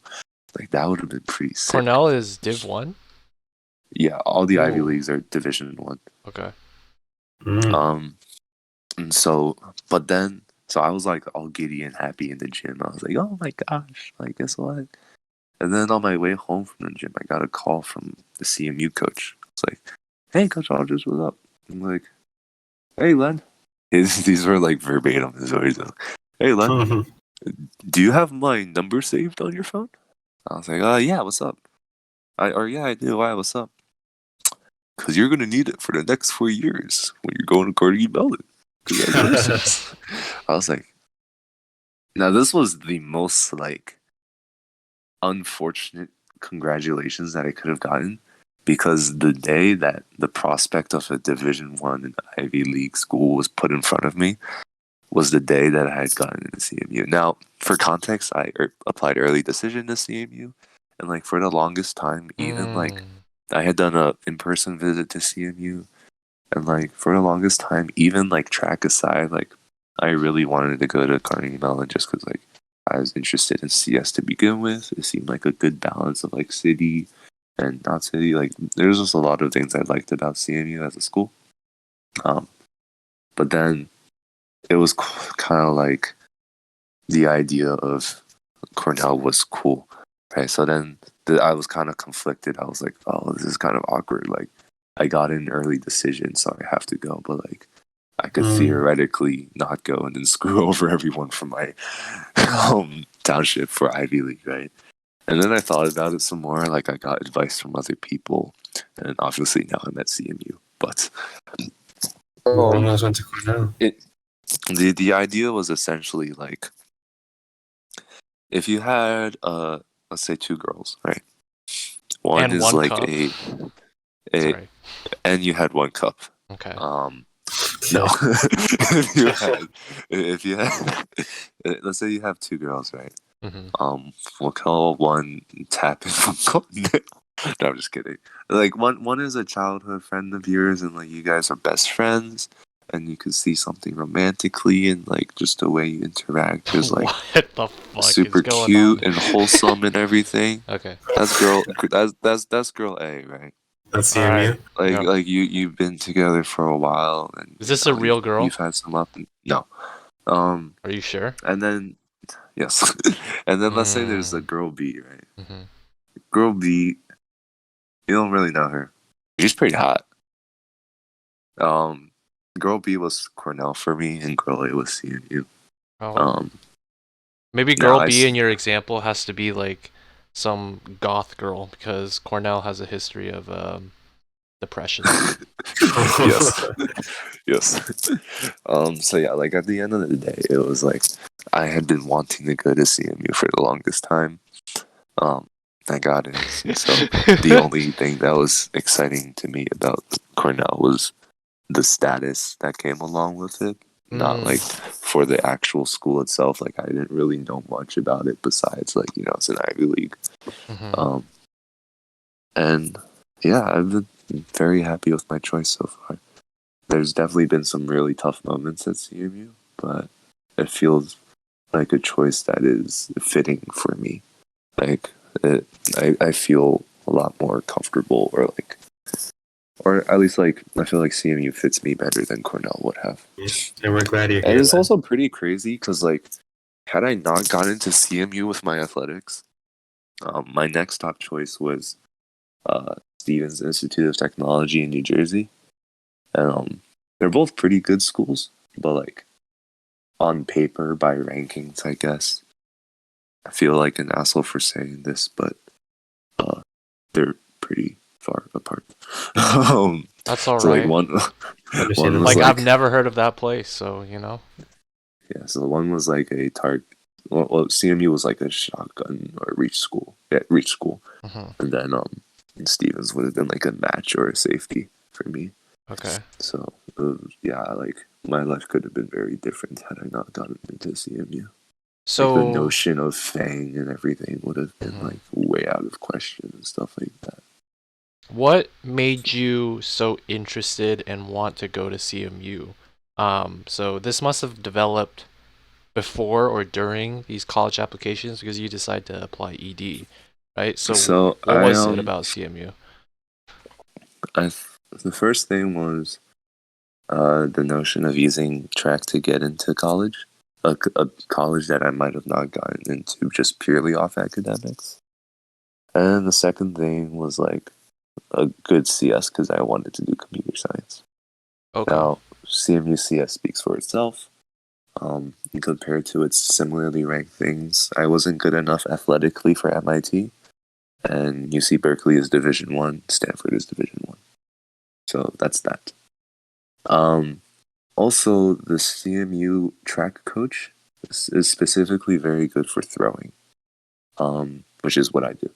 And he has a very strong resume of throwing. I don't know if you've seen like articles, but he's like How is he a current coach Olympic then coach. if he throws all the time? What's up? No, he doesn't my throw. He God. coaches throws, right? Yeah, he was making like a gamer I was reference make- about like throwing the game. Yeah, I was making a joke my! about Patrick, that. that was not very poggers. Anyway. I thought that was a good one. I thought that was a good one. That went way. You threw that way over my head. Well, clearly it only went over your head because Len understood that so easily. No, I was confused at first, and then I remembered what I'm talking. I remembered the fact that I'm on a podcast with my friends. So I figured, okay, there's probably okay. Anyway, yeah. So he's like very good for throwing, and I thought like it would have been very fitting to like do that, right? So because typically a good throwing coach is hard to find. Throwing is like a very niche thing. And it's kind of hard to find good coaches. Like my public school coach wasn't that great. He's a lovely guy. I love him. But it's public school. He objectively is not a thrower, right? He's just an English teacher who did track when he was in high school. Yeah. So I had to like go outside and find more resources myself. But having like him being a good throws coach, that would have been like really great and really cool to learn from him. And like he's currently, or I guess he's no longer at the Olympics because it's over. But like he went to Tokyo as the USA coach and stuff like that. Yeah. And even before that, he had a long tenure of like going to coach world championships and stuff like that. So, wow. Yeah, like people are always like kind of surprised, like, oh, why is the CMU coach from the Olympics? That's so random, but it's actually not that random. He actually has like a pretty long resume of like these kind of things. Anyway, yeah, so that was the thing that drew me in first. Like, this is already sounding really good on paper, right? Top CS school in the nation, and I can do track, and it's not only good for track, but it's good for throwing specifically. So it was like CS and throwing, that's already like a pretty uncommon combo that was like appealing to me, right? And then when I looked more into the school as like a school, it just kind of like drew me more to it, like the city of Pittsburgh seemed like, it's still a city, but it wasn't like overwhelming, maybe like New York. It's like it's a very safe city relative to somewhere like southern Chicago. St. Louis. St. Louis, yeah. I have a friend who goes to WashU. Or Baltimore. I have a friend who goes to WashU, in St. Louis, and he tells me like stories of just people there getting robbed and shit. Like his friends, like it's crazy. Also think about it, like South Side Chicago, right? Yeah. That's where like a lot of literally rap artists. This is like Derrick Rose and he's not rap, like NBA players like Derrick Rose, Anthony Davis, rappers like Chief Keef, like literal like gang activity. Like by definition, like gangs. Derrick Rose's come from gang activity. No, Chief Keef. Yeah, but I like how you mentioned Anthony Davis and Derrick Rose. Because he's also because they're from that area. Like it's just straight hood, right? I get it. Yeah. And then in the heart of that, you have the University of Chicago. Same thing with plural / singular John Hopkins, right? Johns Hopkins. Right? It is in Baltimore, and Baltimore is not like the best place either. So like that's one thing, right? See, Pittsburgh is like where we are in Pittsburgh is the most dangerous thing is drunk college students. Like you're for the most part, you're not going to be in danger of physical danger of your life. You might see some sus drunk college kids being drunk college kids, but like no one's like out to get you for the most part. Yeah, Now, I had never seen so many. obviously, I have to note that I speak from like a point of privilege as a tall guy. Probably don't know what it's like a lot of the other things, but even like by the numbers, like Pittsburgh is like pretty safe compared to a lot of these other places. So that was one thing. So like been babbling on for a while, but like we mentioned so far that throwing and CS already attracted me, right? This is top tier CS and top tier throwing that I was getting. And then now I'm sort of like justifying the auxiliary reasons. One being Pittsburgh is safe. Like pretty chill city. Two was like I think I appreciated the notion of a medium-sized college. Like for example, Rutgers, big New Jersey State school would have been like a lot of people, and I don't know how I personally felt about being in like a huge school like that. Also didn't know how I felt about being in a tiny school, like maybe those small little arts ones in like the New England. So like kind of like a happy medium there in terms of size for CMU. And then yeah, just like some other auxiliary reasons. Those are probably just some other random things that I thought of. And then when I also got to do a visit there in person. Ooh. And when I did that, I had met like a group of pretty fun people, and like it just felt like a fun and wholesome time. Dude, it seems like these. And I also got to sit in on a lot of classes. I understood nothing. Like I was in one. It was pretty funny. I was in 112, and they had a quiz that day. And I just sat in and I got a piece of paper and I took the quiz. Wait, did you have to pass it in? I had no idea how to do any of it. And then when they were passing it in, I was like, well, I'm not a student here, so I'm going to just keep this for the memories. So I put it in my backpack.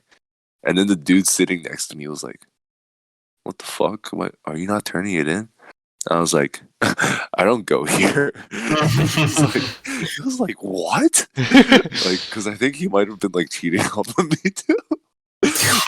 Oh my god! Did you actually write but, shit? Like, yeah, I was trying to solve it because like I know a little bit of Python, but like too it bad was for him. But yeah, so like I got to sit on 112. I also got to sit on like hard classes like constructive logic or Clogic, 15317, right? Which is pretty crazy because it was Professor Curry teaching it at that time, and he would end up teaching 150 in one of the semesters that I TA'd it. So I don't think he would remember me as a high schooler who visited his classes, but still. Do you still have your 112 quiz? Nah, I don't know where it is. So sad. But yeah, I just like being able to sit in on the classes too. Like it felt like a very realistic thing for me. Now, did I like computer science the same way I like eating ice cream and watching movies? No, not at all. But did going to sit in on classes make me feel better about it? Like, yeah, this feels like a realistic option. Like, this is something that I think is pretty neat to learn. And like I feel suited towards doing this work 100%. So yeah, the two, like, CMU CS speaks for itself, and then the coach being really good for throwing specifically. Wow. Those two things already in and of itself is like a big enough draw for me to be like, yes, this is top choice. But then on top of that, being able to visit in person helped me justify a lot of the auxiliary reasons. Yeah. Anecdotally, it seems like CMU should put a lot more resources into using these college visits as a recruiting tool, because now we did the same ask with Gus, and he said that was the main reason why he chose CMU as well. And then Mhm. you were describing this as one of the auxiliary reasons as well. So it seems like Mhm. it's really working out. Just showing people the experience of Yeah. sitting in a class, taking a And 112 for quiz. me, oh yeah, for me, mine was like an especially real experience because for kids like Gus, they go through probably like tartan overnight, right? And so they have like fun things like free T-shirts, events, like things that are geared towards them and marketed towards them, right? Yeah. Mine was planned through athletics, and what that means was I got matched with a kid on the track team. I slept on his floor in school bowl, Oh my gosh. and I just like literally showed up to lectures, like nothing planned. I didn't go to any like fancy tours and stuff, and that was because I had already done like a tour before hmm when like visiting once with my family, so I just like wanted a real taste of CMU to see if I could actually see myself here. Um, and so like yeah, I just had like a very real taste. So like no bells and whistles for me, no free T-shirts, just literally just fucking classes all day Is and then that going to track is that what practice. you did? Like, did you do anything On else my on that on trip? my visit, Yeah. I ate food with like the teammates, got to talk with meet people and stuff like that.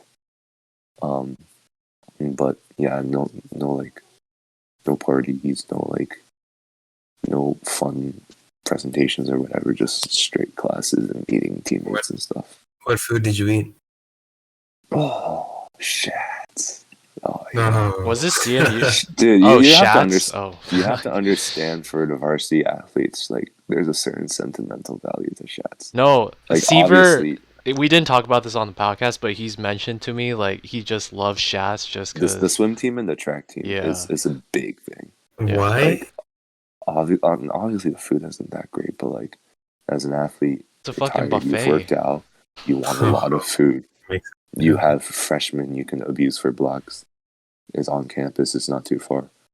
And then Yeah. like having that big dining hall area in the back, you can just like it's like just literally last supper with the whole team. Like it's a whole banquet. Like everyone's just booling, talking, and catching up about life, and it's just like it's a nice vibe. Fucking love Um, Shats. and then after you do that once or twice, it just becomes convenient. Yeah. When you were talking about the tour guide or not having a tour guide, I remember you signed up or want to like do tour guide stuff for CMU, right? Oh yeah, I And used to be a tartan ambassador for Carnegie Mellon University. yeah, how did that turn out? So this was like a paid part-time job. I was a tour guide for CMU in the fall of 2020. I conducted tours virtually, so I Oh, would to essentially what? I talked over a Gather down. presentation. Gather town. It was just on a Zoom session, but I talked over that. So like for actual like high schoolers who signed up for this, high schoolers and their families who like actually signed up for this stuff, and I just talked to them about what CMU is and stuff like that. Did you do like a virtual tour? Like, Yeah, virtual tours were really big, right? Especially at the height of the pandemic. Like, so yeah, there's how no did they other way work? for the kids. I don't get how It's these work. literally just a seminar. So like we had a 3D map of CMU, and we Oh, would like click through it, and then at certain stops there would be like pictures, and you'd talk about the pictures and talk about your experiences.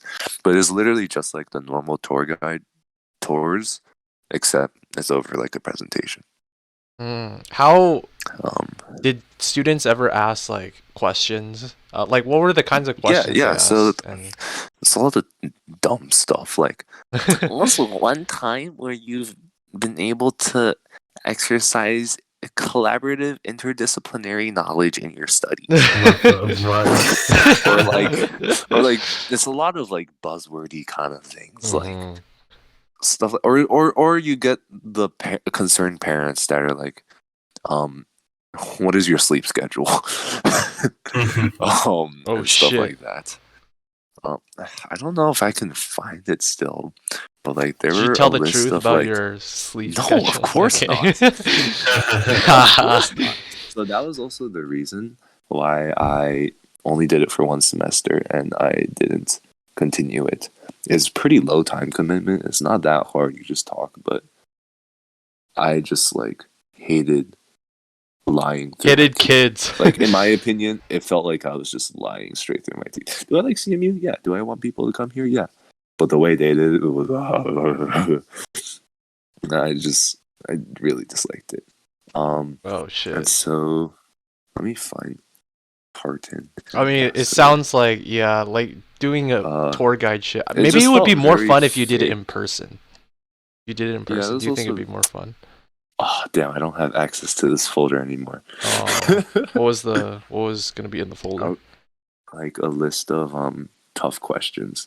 Yeah, were there questions that you couldn't answer or like that were like really Typically, tough to no. answer? They're usually not that bad. It's like Wait, was there a list of like the sleep schedule question? Was that like lie about your sleep schedule? Is that they okay, no, instruct you to do that? it's not. No, they're not saying lie. It's just like you just have to be very like Present like, CMU in a positive light. no, you just have to beat around the bush a lot, right?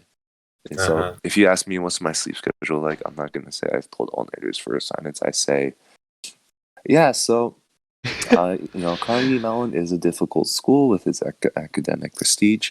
So there are times where there are times where things get tough, like during final seasons. But a lot of students are up working together, and there's always lots of resources. During finals week, each residence hall will typically do lots of fun activities. For example, my freshman year, they actually had a massage session in our common area, which was pretty cool. Other programs might give out little care kits. For my computer science program, we were giving care kits. So Really? yeah, like for the most part, my sleep is pretty good.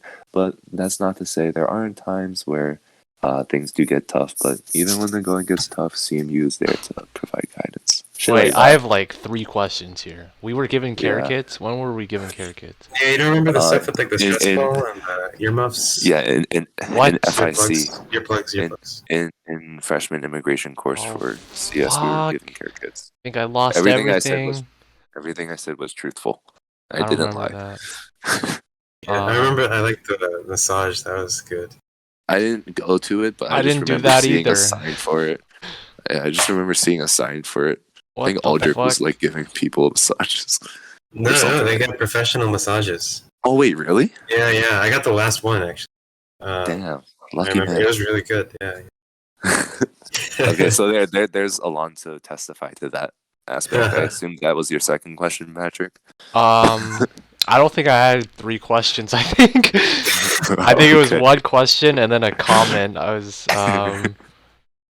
I wanted to make a joke, but now is not the time. So the times is gone. Fuck. Shit. Dang. I missed the timing. It's okay. Yeah. It's okay. I say poorly timed jokes all the time anyway. But yeah, so as a tour guide, it's just a lot of beating around the bush like that. And I just didn't enjoy it. It wasn't worth the time. So, because the way I saw it, like, yes, I was getting paid. How much But was then this wage? it's like 10 an hour. And so like, but then I was doing a lot of other things on top of this. I was still in acapella, still TAing. And so the way I thought about it, it was like I had to put in like 4 to 8 hours a week for tour guiding. So I was like, I'm getting paid $10, or I'm getting paid like $40 a week to take away 8 hours of like time I could be studying and working on stuff. Wouldn't it be $80 then if it's 8 hours? Not in the sense of like, oh, I could be grinding more. In the sense of like, I am struggling and I barely have time to do my work because I'm like trying to do this other stuff. So like at a certain point, I was like, this is not worth it. So I didn't do it in the spring, and like I was a Len, lot happier. You really Yeah. are like the person who seems to be doing everything. Like every time Mhm. you're like doing everything. Like the list of like different activities. Like you're doing track, you're TAing, doing a cappella, you're doing Oh this. yeah. You're Next fucking year will hanging be out with next. everyone at the same time. You're doing homework. Crazy. It's all over. You're like crazy whenever I hear about it. I'm like, how does this guy do So it? I just put less points in the sleep category and less points in the GPA category. Well, you max out all the other categories, or not max out, but you put points in every. Oh, well, Maybe So- extra points, man. Like, he's got the upgrade points for days. so the next year is gonna look very different though. Like, I don't know. You're pretty correct. Like, I'm not gonna deny that I essentially tried to do everything, but it's just not a very sustainable lifestyle. So next year is gonna be a lot more like balanced and just focusing on myself. I think. Okay. What are? Let's hear the So- list. so What are you I- doing next year? to it's still a lot. So I'll be doing track. Mhm. I'm gonna still try to like be an active participant in my church community. Mhm. And then I'm in a fraternity. Yeah. Yeah. Wait, which fraternity? Those three things. I'm in Sega, the one that Oh, uh, wait. When did you join? Neridian is in. oh my god. Please don't do that. Nerida. When did you join is Sig in. Ave? I joined virtually in the fall of 2020, and Okay. then I kind of like officially rejoined the spring I went back. Okay, that makes sense. Because I don't remember you being Yeah, in you Sig you Ave you, during sh- the you freshman should year. have no recollection. Yeah, so that's Okay. that's totally valid. So, you're not So doing I've acapella cut- then? Not doing acapella, not TAing. Those were like the two Ooh. big time commitments that I cut out. I see. Yeah, I think those are, and no tour guiding Like- as well. Oh yeah, I stopped that already for the spring, but yeah. So like strictly based off numbers, like no TAing is like anywhere from I get back 12 to 15 hours a week. Like Patrick, you know, right? Wait, you actually did like 12 to 15 hours? Like, I mean, every yeah, there'd week? be a lot of times where like, especially if you're teaching 2 recitations. you were teaching And then- 2 recitations? Yeah, and then for 150, like we have to make materials, right? It's not like for a lot of other classes, it's like they give you the materials. For us, like we have to like create the homework content and lab content and stuff, right? Oh, There's yeah. content creation, and then also Content creation. You're a YouTuber. yeah, I'm straight. Isabella Fawn's up in this joint. I Wait. realized that joke. I might no no not no. I know that one because she's a Okay. YouTuber for CMU. I know. I got that reference. Yes. I did it. Dude, wait. There's so many like I saw. There was a guy who TA'd with me in 112. Like I talked to him once or twice, and he has a YouTube channel too. And then Oh, what's like their name? Nathan like Marquez or something. I don't know if you know. Marquez Brownlee, MKP. No, it's like Nathan. Actually, something. fun fact. The Stevens Institute of Technology I mentioned earlier, is where Marquez Brownlee went to college for Oh undergrad. fuck! Whoa. Why don't they market that in like, or do they 'Cause- market that? Not really, because what he's doing is completely disjoint from anything he did from his undergrad. Listen, maybe he developed those skills in Stevens Institute of Technology's version of writing for the professions. Like, his content That's creation skills. That is exactly it. Exactly. Wait, this is something that I want to talk about. So you, as a 150 TA, you had to do content creation. So you were did you actually write homeworks? Like the content So within typically homeworks? what happens is homeworks, there's like a lot of the homeworks have been written, right? Yeah. It's like the but same they- problem. Rows. Yeah, but what was the at- Potts at- one? The The Don't Starve. Yeah, Oh my god. Oh yeah, but at some point I in got that one time, wrong too. at some point in time, it was written by a TA in the past. And what happens is over time it gets adjusted and improved.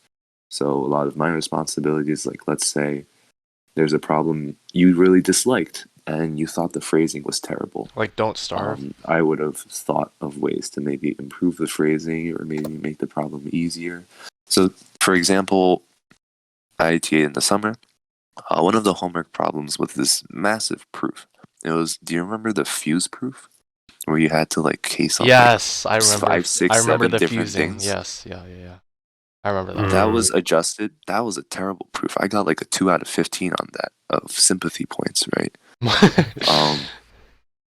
And one way that was improved was instead of having people do the entire proof, it was broken up into like 10 short answer questions. So it's like, what do you think the base case is? What do you think the inductive hypothesis is? This is what one inductive step looks like. Can you do the other one? So I like see. Okay. that's one example of like fine tuning an existing problem. Sometimes entirely new problems do get created. And you I've get to never be done in. that. Oh, you have never done that. Okay. You can be involved, but I've never had the intellectual capacity to know how to involve myself like that. Like, so yeah, some people who are like really into that stuff, yeah, they'll make entirely new problems and they like work out pretty cool and stuff like that. But yeah, at some point in time, all the problems have been developed by a TA and they've just been improved / altered throughout the years. And then there's also like small things. So for example, remember like flavor text? I don't remember. What is that? Flavor So it's text? just like in like gray boxes and stuff, there'd just be like meme explanations. So Oh, like I you'd see an see. entire Yeah, paragraph yeah. that was like not related to the problem. Yeah, So like from yeah, a yeah. 150 Like the perspective, lore. yeah, the lore. From our perspective, is like Lamau, we're just trolling, right? And like if you have time to read it, you can read it, but then if you don't, you don't, right? That sounds pretty okay, right? I mean, it was like semi cringy, but it's alright. I mean, It's yeah, for it's fun. cringy, Who but cares? yeah, exactly. I mean, like we're TAs of a course you're taking. We're not. We're gonna be cringy no matter what we do, right? Yeah, at your work. Yeah, I remember. Okay, the one thing I remember So about hold on. 150. Let me finish it. Let me finish it. Sorry. Yeah, we're gonna be cringy no matter what we do. So, one example of a smaller change that I made was one point of feedback that we got was one student was reading the flavor text in entirety, thinking that there would be hints to the Oh homework my problem god. in there. And they got triggered and they like wrote about it in feedback or like they wrote it on the piazza or something. And so like if there's ever a problem like that, well, we have to address it, right? So one like small edit I made was like on one of the starting homeworks, I was like, hey, if you ever see stuff in a gray box like this, we promise you it's 100% like just for the meme. More specifically, I was like, hey, if you see text in a gray box like this, it's what we call flavor text. It's just fun little stories we add. Just to emphasize how unserious this is, here is the beginning of the B movie.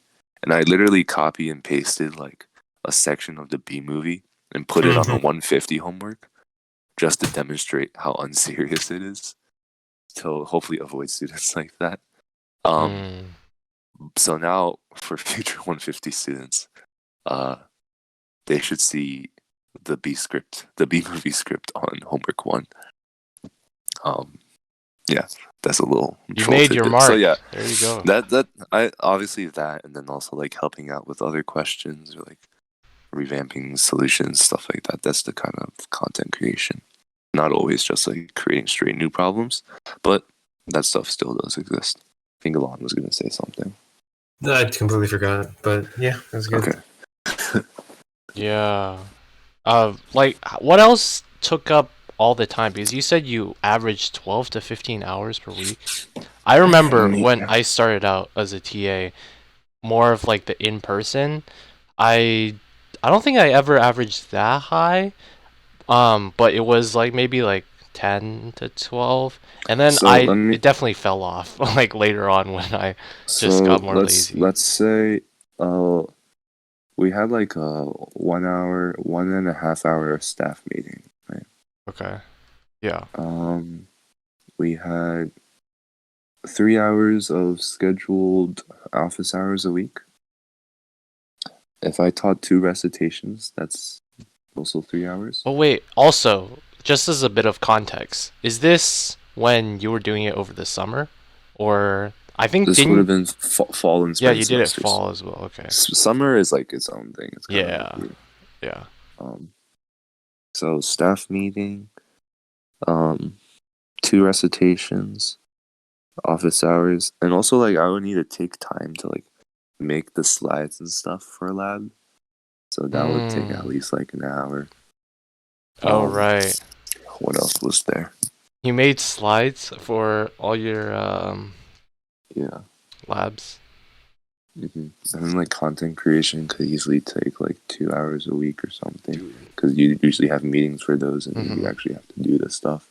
So all of the talking that I'm added to right now, I'm at like 10.5. I feel like I'm forgetting something, but then like if you add another hour, let's say like for CPS homework, when the queue is at like 40 students and 2 TAs available, like, you know, you jump in so that people aren't dying. Right? Yeah, definitely. So you add more time for that. That same thing happened a lot in 112. I'm gonna say I'm a bad TA, and I usually did not help out a lot. Well, like, I'm like saying 12 to 15, but you know, I always found ways to make it look like 20 on workday. Fucking hell. trying to maximize my money. That's true. Yes. Also, like, you exaggerate it too, because you know, cheddar. That's what we're trying to get. Exactly. Fuck. I was gonna. But yeah, say so something. that's my little tip. So what led us here was yeah. So without TAing, I'd get back 12 to 15 hours of my week. Without acapella, I'd get back 6 hours of my week. And so that's already like it's a sizable amount. 3 or 4 more classes worth of time. Or like 3 more classes worth of time. So yeah, and I also just want to be able to spend that time to like over quarantine, prioritizing like my friendships and relationships with people has become a lot more important in my life. So I want to be able to spend more time just like hanging out with people, focusing on myself, my health. Like now, like living off campus, you're gonna have to cook and clean for yourself, stuff like that. And then also track is, now that track will be theoretically in person, or like more competing. There'll be stuff like traveling, all that fun jazz. So still gonna be a busy time, but gonna try to spend more time focusing on hopefully the people I care about, and not getting C's in my classes. Respectable endeavors all around, I think. Right. I remember what I was gonna ask. So you said that you mentioned TAing 150 in the summer. Is this something that you actually did? Oh yeah, in the summer. I was TA in summer of 2020. How did that work when you were doing an internship at the same time? Oh, dude, Capital One was so cheese. I like did 3 hours of work a day.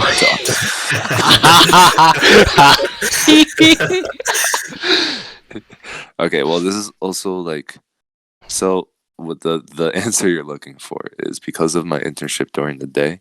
I worked it out such that I could TA during the evening. So I had actually, my recitations were from 10 to 12 p.m. twice a week. Or sorry, 10 p.m. to 12 a.m. twice a week. So I taught the kids who were overseas during the summer. We're taking 150 in the summer. So, yeah. And then I also took the weekend office hours. So that's how it worked out to balance out with the 9 to 5. So And I did taught that after work in the evening, and then I had office hours in the weekend. and did that burn you out? Because that seems like even though you Oh yeah, only bro, put I'm like so fucking burnt out. I just want a sustainable career now. I have no goals besides that. yeah, that sounds so bad. It sounds Honestly, so every time bad. I hear what Len has to do in a typical day, I I just feel don't like I need to take a understand. nap. No, but the thing is, Yes. it's fun. It's caught up to me now. Now I just want to like vibe. It makes sense. It's caught up to me. I think I front loaded a bit too much. So hopefully I'll regain some motivation later on in life. But for now, I want to hopefully bring up my GPA to above a 3.5 because right now it's below that. And then I'm just believing in you. I think you can definitely do it. stay I think you can close do it. with the people I care about. And, Yeah. With how hard you work with all the things, if you reduce some of those things and you which I transfer have. that into the academics, I think it's going to be light work. I certainly hope so. It's going to No be light problem. work. Yeah, so that's And we're all going to also be why. together. So There office we hours go. are back on in 107. Oh my god. The buff. Yeah. Yeah, so It's going to be good. hope that's also a big reason of why I wanted to like drop out or stop. Like, Drop out. Yeah. No. Oh, shit. That's just Well, I in on the can't. Uh-oh. I can't say that the thought hasn't been there. That's also another story I can Oh get no. into. Really? But, like that's why I wanted to drop a lot of like extracurricular activities. Just drop those like extracurriculars, or was Yeah, it so like then I full could on? so Oh, then I okay. could focus more on academics. But the dropping full on is a different story. Was this during CMU that you felt like you wanted to do this? Yeah, so freshman fall was pretty rough for me. Should I get Oh, into this? if Yes, you any want to other share it, like it's any up other to you. topics? You're comfortable, but Yeah. I this is something I would want to share to more people, but unfortunately, it'll only go to Gus. Listen, if you want to share it with more people, just refer them to this part of the podcast. You don't have to listen to Yeah. everything else. With we're on the 2 hours now, with all due respect, I'm not sure how much I would refer myself to this. right? Hey, No, I'm Me just too, playing. man. I'm just playing. Dude, I don't even Um, tell anyone about this. and you Wait, no, should. Alon's actually okay. Alon's ashamed of it. I don't know why he's so ashamed of it. Like, I don't think it's I that think bad at all. it's If you actually listen it- to the episodes with like Seaver and Gus, I think they're good. Like, I think they're it's wholesome entertaining and content. listening to. And when we get old and we look back on these, we're just gonna think about like how troll and fun it was to record. And I stuff know, like that. and this guy doesn't seem to. No, I appreciate the value of that. I'm making this for myself. That's why I haven't quit yet. But I'm not making it for anyone else. That's true. I'm making it for Gus. Anyway, for our fans out there that are listening, yeah, I'd say like the thought of dropping out was very strong. Like the Mhm. thought of dropping out and then attending Rutgers. Excuse me. The thought of dropping out and transferring to Rutgers University, or maybe even doing like a year of community college, was a very real thought for me. Because, like, obviously, you know, like I came in with pretty solid academics because, you know, it's CMU, even though athletics helps, it's like it's not going to help that much. But that also means like I'm not necessarily. There's like this one CMU confessions post. It's like, sorry, I'm not USAMO USACO challenger or IMO at proofs or something like that. Like, yeah, I wasn't that. Like, I never did any academic extracurriculars like a lot of CMU kids do. So that led me to struggle a lot freshman year, freshman fall specifically. Like, I ended pretty okay the semester. But what happened was like I just on top of college, adjusting to college in general being difficult. I felt like I was already behind a lot of people academically, at least within CS. So like I had just been getting bad grade after bad grade. Like, you know how concepts they used to release the the percentiles and stuff, and even for like 241 and stuff. I think. Dude, I don't know why they do that kind of stuff. I mean, I I kind of would know why, but It's for so you know what your grade is. yeah. I would very consistently be around like the 25th percentile. So like bottom quarter of the class, right? And like I didn't expect myself to be that good at CMU. Like I knew what I was getting myself into. For me, the biggest priority is graduating in 4 years, right? Mhm. But even then, it gets a bit demoralizing at times, especially when you have the heads that are like getting super high grades, being like, "Oh my gosh, I did so bad," right? Mhm. So like, yeah, struggling a lot. Matrices were just hard. Like I bombed the first midterm. I think I got like a 60 something. So like going and then like concepts, I had no idea what the fuck a proof was. I thought I knew what a proof was after studying Pythagorean theorem in 8th grade to say why like I don't know 3 plus 3 is something, but like I was just wrong, I guess.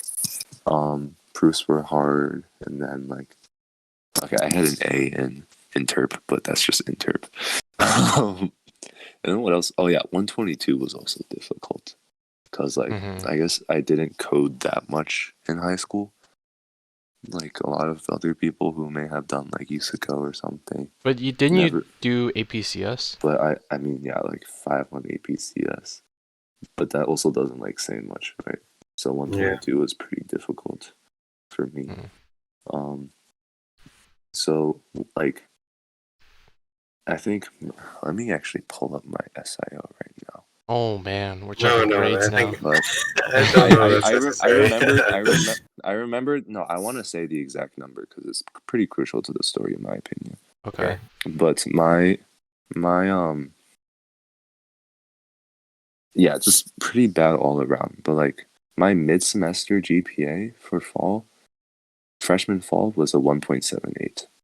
Let me double check on this. Yeah, mid-semester QPA 1.78. I had A's in FIC and GPI.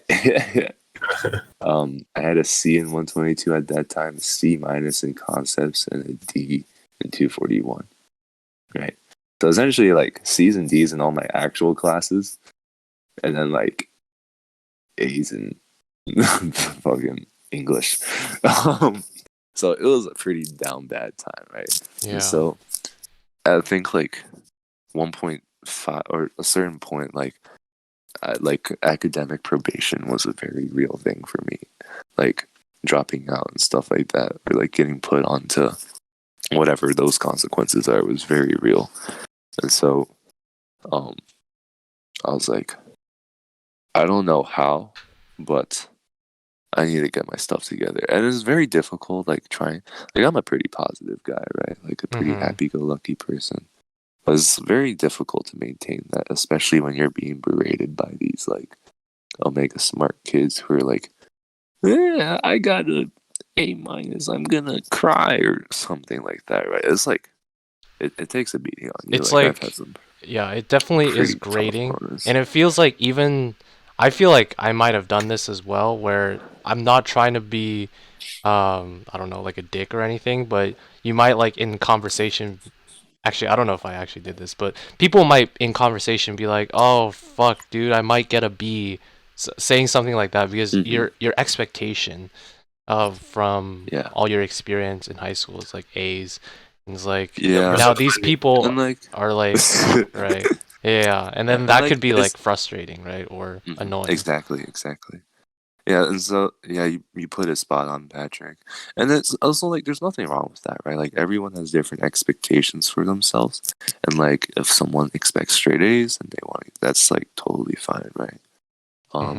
But it and for me, like my expectations was not straight A. I just wanted to graduate. But like it was still pretty difficult.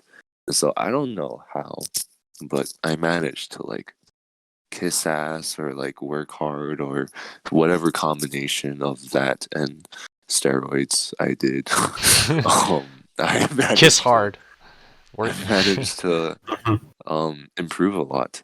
So like I remember my 122 grade, like the fucking tracker thing. Oh my god, I that was- thing. I It's was not a like, tracker though. I was on the cusp of like 79 point something and 80.02 or something like that. Whoa. Fortunately, that ended with a B. Let's go. There's that. Nice. Concepts, I was pretty scared of having to retake because I did really poorly on that final, but somehow magically Dude, we ended with a C. I did too. Nobody did good on the final. That final was horrid. But fortunately, concepts ended with a C. Nice.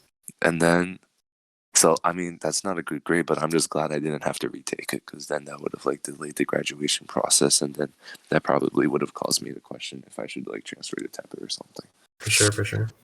And then for matrices, like there'd be times after class where I'd just be like, "Hey, Offner, can I just like vibe in your office and do homework?" And he'd be like, "Yeah, for sure, Len."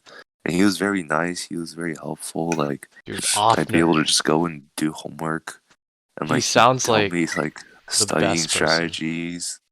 Like we like laid out. I like would review my exams with him and figure out like where I went wrong and why, and stuff like that. And somehow maybe some combination of me getting better at 241 and him having a positive impression of me, and then I got a B on my second midterm, which was pretty good, and then I did apparently well on the final, enough for me to end with a B in 241. And then obviously my A in fucking interp. Don't I guess I discount can it. flex that on. I can. Yeah, I don't can discount flex. I can flex my A on Elan. Oh shit. Wait, did you not get a A in interp? I got a P on interp. Passed. It's a P, not a B, a P. Oh yeah. I'm sorry. I didn't mean to call you. Writing about Okay, but- literature. Writing about literature, right? Yes. But yeah. Uh. Anyway, somehow I was able to bring it up in that manner, and I ended with 3.05. Whoa, yes. I was That's a big very, flex. That's huge, yeah. proud of myself, and like that. I was very worried because I was wondering, like, I mean, I like CMU, but am I academically cut out for it? And this semester, it showed me like it's gonna be a hell of a ride, but you can survive. And so Veronica was all like, this is why you're not gonna take 251 next semester, and you're gonna take it easy and get more used to college. And I think that was honestly the best thing to ever happen to me. Because, like, you probably don't want a 1.78 mid-semester GPA kid taking fucking the 5 tuple of Q Sigma, lowercase q. Oh yeah, that's so you took it Stuff with like us. that, You right? took it with us. I remember. So, yeah, I took it with the people who started with 112. Well, also Elan too. Yeah. Oh, or people who took 213, yeah. Yeah, so that's so, and even then, like after this, because of this whole like wild ride of a semester, I felt like, damn, I'm not really sure if like CMU is for me. And just like I've had some pretty down bad moments throughout this semester. Come spring 2020, so the semester after it, I took an easier schedule. I had like 1 CS class, 1 math class, and then 3 gen eds. This was the semester when COVID first hit, and then I got like B's in my technical classes, A's in my Right, this was the spring of freshman year. Yes. And like, still I got like the transcript that I was expecting to get, like B's in my hard classes, A's in my easy classes. And because of that, because of like not taking 251, I think I was able to get reacclimated to college, and it just like felt a lot better. And this was also the year that the time that I tried out to be a 150 TA, and I think being a 150 TA was what solidified my feeling of belongingness in CMU. And that's why I like really enjoyed being a TA. That was something like very important to me. It was for the first time where I felt like academically I can survive here. not only can I survive, I can help other people survive. And especially coming from 1.78 mid-semester GPA freshman fall, to me that was a very big deal. And so now that I've done it for a while, gotten bored of it, I want to have more free time. But when I was doing it, I was very passionate about it. I really enjoyed TAing, and if I had more time, or if I didn't do track, I definitely would TA. But yeah, so finally feeling like I academically fit in was really important to me. Then I no longer wanted to drop out of CMU. Now that concludes freshman year. Come the start of sophomore year, I started taking some pretty tough classes, and I was still able to survive. Granted, I was at home with my parents taking care of me, and it was COVID. But even so, that just kind of put the hammer in the nail. So now that's also why now I'm able to prioritize friendships and people I care about more. It's kind of unfortunate, but the reason I'm able to have that healthier mindset is because I have the luxury to have that mindset. What I mean when I say that is in my freshman year in general, you're in fight or flight mode, right? You're purely on survival instinct. You're not caring about anything else socially or health wise. I just want to stay in CMU, right? But now that I've satisfied my basic Maslow's needs of knowing that I won't get kicked out of CMU academically, I feel like now I have the luxury to chill a bit more and prioritize other things. And especially now that's been hammered in by being a TA, I know now that I can survive here and graduate in 4 years. So that's something I wanted to talk about, because that 1.78 number is kind of shocking. I feel like it's not something you typically see or typically people talk about. Yeah. But that's also why I wanted to talk about it, especially because it's an important thing. Come a long way. Listen, well, your story. And also even all right, one more quick thing. Sorry. Even in high school, it was kind of similar. On a much smaller scale, granted. I started in a lot of the non-honors classes, but all of my tryhard Asian friends were all in honors classes, and I would always feel left out. But then I was able to work my way up into the honors and AP classes. So yeah, it's not on a. Now, I wasn't in threat of not graduating high school, fortunately. But, it's just the try-hard Asians. It's a similar idea of growth there. Yeah. Listen, your story, it's the resilience and the turnaround, the comeback, it's straight out of Friday Night Lights, academic edition. It's a good story. It's and I think it's great that you were talking about it, because I feel like this is the type of stuff that would be great for other students who might be going through the same stuff to hear your story and understand. It sounds like it should be something that somebody goes up on the podium during O week and talks about, you know? And you ever it's pretty heavy in the big tent. Remember all those stories that people would say? Yeah. In the Big Ten? I don't think I am diverse enough to qualify for that. Certainly not for CMU. Wait, did we do that in the Big Ten? Actually, wait, no. Said that shit?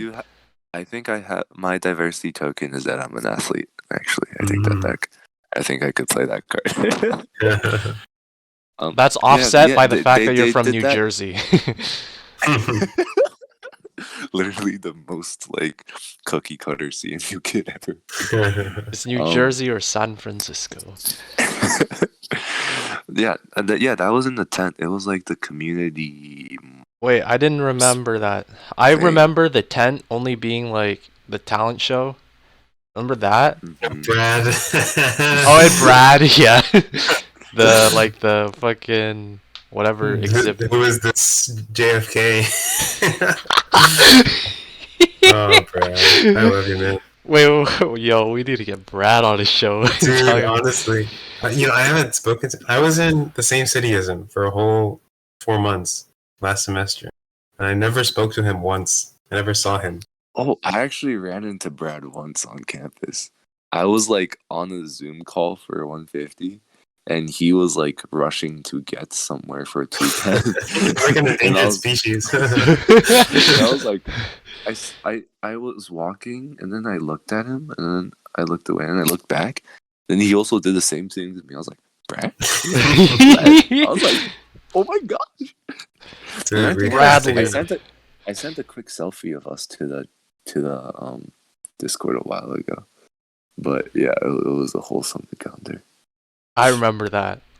I swear, Brad is gonna be like a sleeper guest, as in you don't expect him to be an amazing guest, but then he's gonna be Wait, like open up actually, on the though, podcast. and just be amazing. When I first met Brad, and I think I've told this to him as well, like I thought he was sorry, I just burped. I thought he was gonna be like some super like arrogant, nerdy, smart person, right? And I was kind of intimidated by him academically. I remember there was a 122 thing, and I went up to him and asked him for help. I was like, "Hey, I don't get this example from recitation. You're a kid on my floor. Would you mind taking some time, like, to talk about it?" He's like, "Yeah, for sure." And the way he just like described things to me was like so clear, yet he was so humble and like comforting and reassuring about it. I was like taken aback. I was like, "Yo." I thought Yeah, because like my impression of like SCS kids up to that point would have been like just people power tripping about ooh my Turing machine because my 122 TAs were like that, Oh shit. but I don't think they even remember who I am. It's not that deep. But like the way Brad went about things was just so like, for lack of a better term, loving. No, I get Brad what is you actually mean. a really, like- really good I teacher. was just like taken aback. He has I the appreciate patience. him a Yeah, lot for that. he has the patience of Master Oogway, like just a loving turtle. Just the Have you No, seen but what I really Master like Oog- he like adapts to who he's teaching. He like personalizes his explanation. Mhm. Yeah, that's a sign of a good teacher. Yeah, But have you, Brad- on slightly unrelated note, have you seen like the Master Oogway memes? Yeah, like I've seen those. Like there are no accidents. Like, I Yeah, see that yeah. all the time. There are no Oogway master accidents. Like, people make memes of that all the time. Yes. Listen, I want to just, if you don't mind, when you were talking about your struggles during that first semester, Mhm. freshman year, and you at the mid semester you realize like your QPA.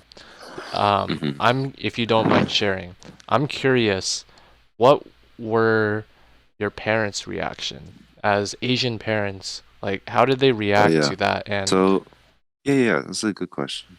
So, I feel very fortunate in that my parents are like very supportive of me, and they're not like that typical.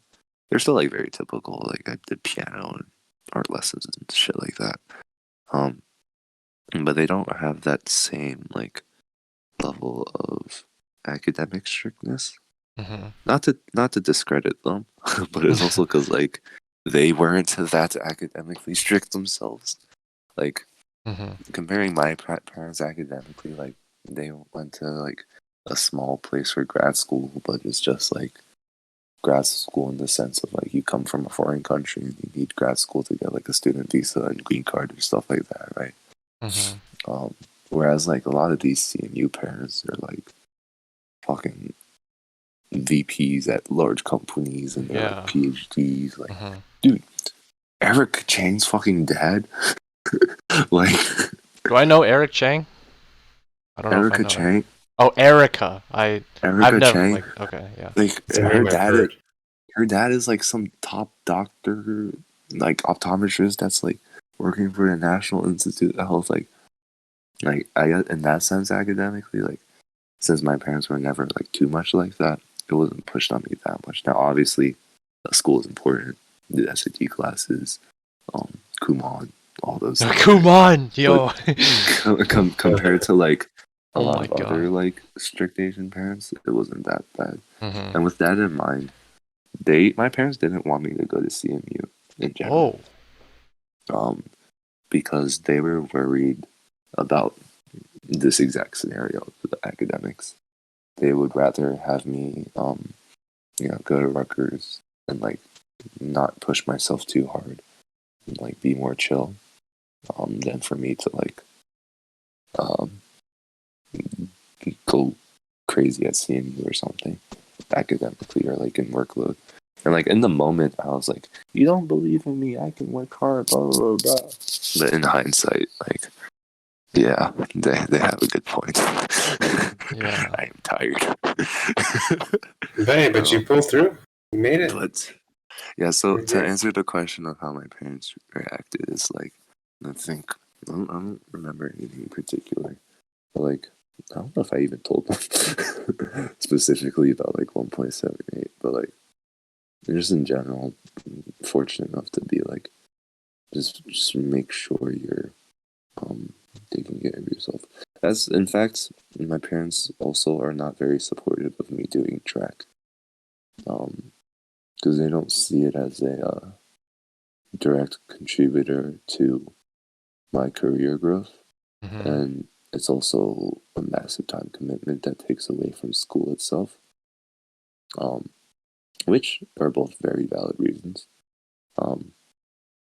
My like 40% of the reason I continue track is out of ego. Is it because of what? Sorry. Is out of ego. Mm. Um, I mean, it's but like yeah, a so, like, huge part of your high school identity, also, right? Like Yeah. that's what you said. but yeah, so like yeah, that's just kind of context of my parents. So I'm fortunate where they're not like 4.0 or no food for you. That's good. Yeah, Having support like that is good. it's support, but it's also not support at the same time. Right. Because it's like, because then as part of me is also like, oh, my parents are right. I shouldn't have ever gone to CMU to begin with. Should have just went somewhere else. Kind of mindset too. Well, you're proving them wrong also at the same time. You're validating to yourself that you can do it yourself. And Yeah, swag that got him. and hopefully they find pride in that as well. Like they're proud of you for doing that. Yeah. As I've turned around and gotten better at CMU, I think they've also turned around and felt better about me being at CMU because of that. Mm-hmm.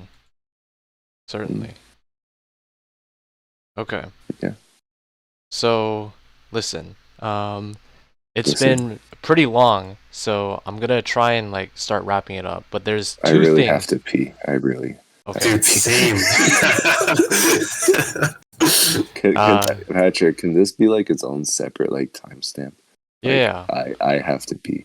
You want- I'll be right back too. It's like a quick potty break. Okay, and yeah, then sure. We'll do a potty break. Wait, no, We'll be wait. back. We can wrap it up. We can wrap it up. No, well, I have yeah. some stuff. If you don't, I still kind of want to talk about. If you don't mind. I can wait. It's not that bad. No. Like it might go on, so we could do like a potty break if you guys want. I would like a potty break. Let's please, just do a quick. If your teachers ever make you like to the sign Don't- language, you like shake your hands with your fingers crossed. What the hell are you talking You Don't- never about? had to forget- do that? No. You have to get a bathroom pass. Yes, Yeah. bathroom pass. I Yeah. remember that. Okay, let's do that real quick. Okay, I'll be right back. Reconvene at 1:20 a.m. Yeah, Jesus Eastern. Christ, it's late for me. Yeah. Hello, Len. I talk a lot. And No, this I is love good. that. This is Yes. quality content. Okay, we Your are back mom is quality content. Back Got him. from the piss break. I really hope you include that part about your mom. Got him. All right. There's two things that I still want to quickly talk about. So one thing is I saw So I have this whole habit of disabling and enabling my Instagram. Mm-hmm. And I had it disabled for a good like 6 or 7 months. And then I'll Mm-hmm. like enable it just to see what's happening and then try and disable it again. So I Sure. enabled it like 2 weeks ago and then, or like 3 weeks ago. And then I couldn't disable it because Instagram like blocked me from disabling it within the same week as Rip. enabling it. So I just had Uh-huh. it open.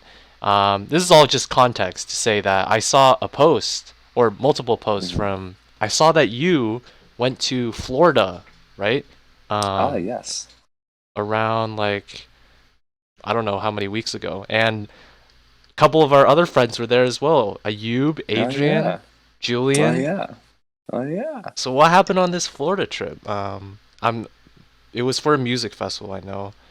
Yeah. So a couple of our friends and us, we went to Rolling Loud Miami. It is a um, hip hop music festival located in Florida. Wait, And wait. Is this the one where the baby was like on yeah, this was stage? the one where the Yeah, baby got canceled. and someone threw a shoe at him, and yeah. Yeah. What? That's Okay. not even like the worst thing that happened. I know he said like homophobic stuff as well. Oh no, that's the I am like shoe throwing. Like Yeah. um, one of the artists like went into the crowd and got his hair pulled and got his like diamond expensive chain stolen. Oh my god. And then he got up from the crowd and then just left the stage without saying anything. That happened to a Trippy Red, if that rings or if that matters at all. But yeah, so I'd never been to a music festival before, so it was really cool. Uh, it was I think it was we would always try to get towards the front, um, and like push through so we can get closer to the stage, and being able to see the artists up close is just like pretty cool. Yeah. I saw that Um, you went to like Post Malone, right? Mhm. Uh so we went to a good amount of people. Can't even remember Travis all of them. Scott, I think I saw that too. Yeah, so the ones that I posted on Instagram were Travis Scott, Post Malone, Kid Laroi, and Lil Uzi Vert. Mhm.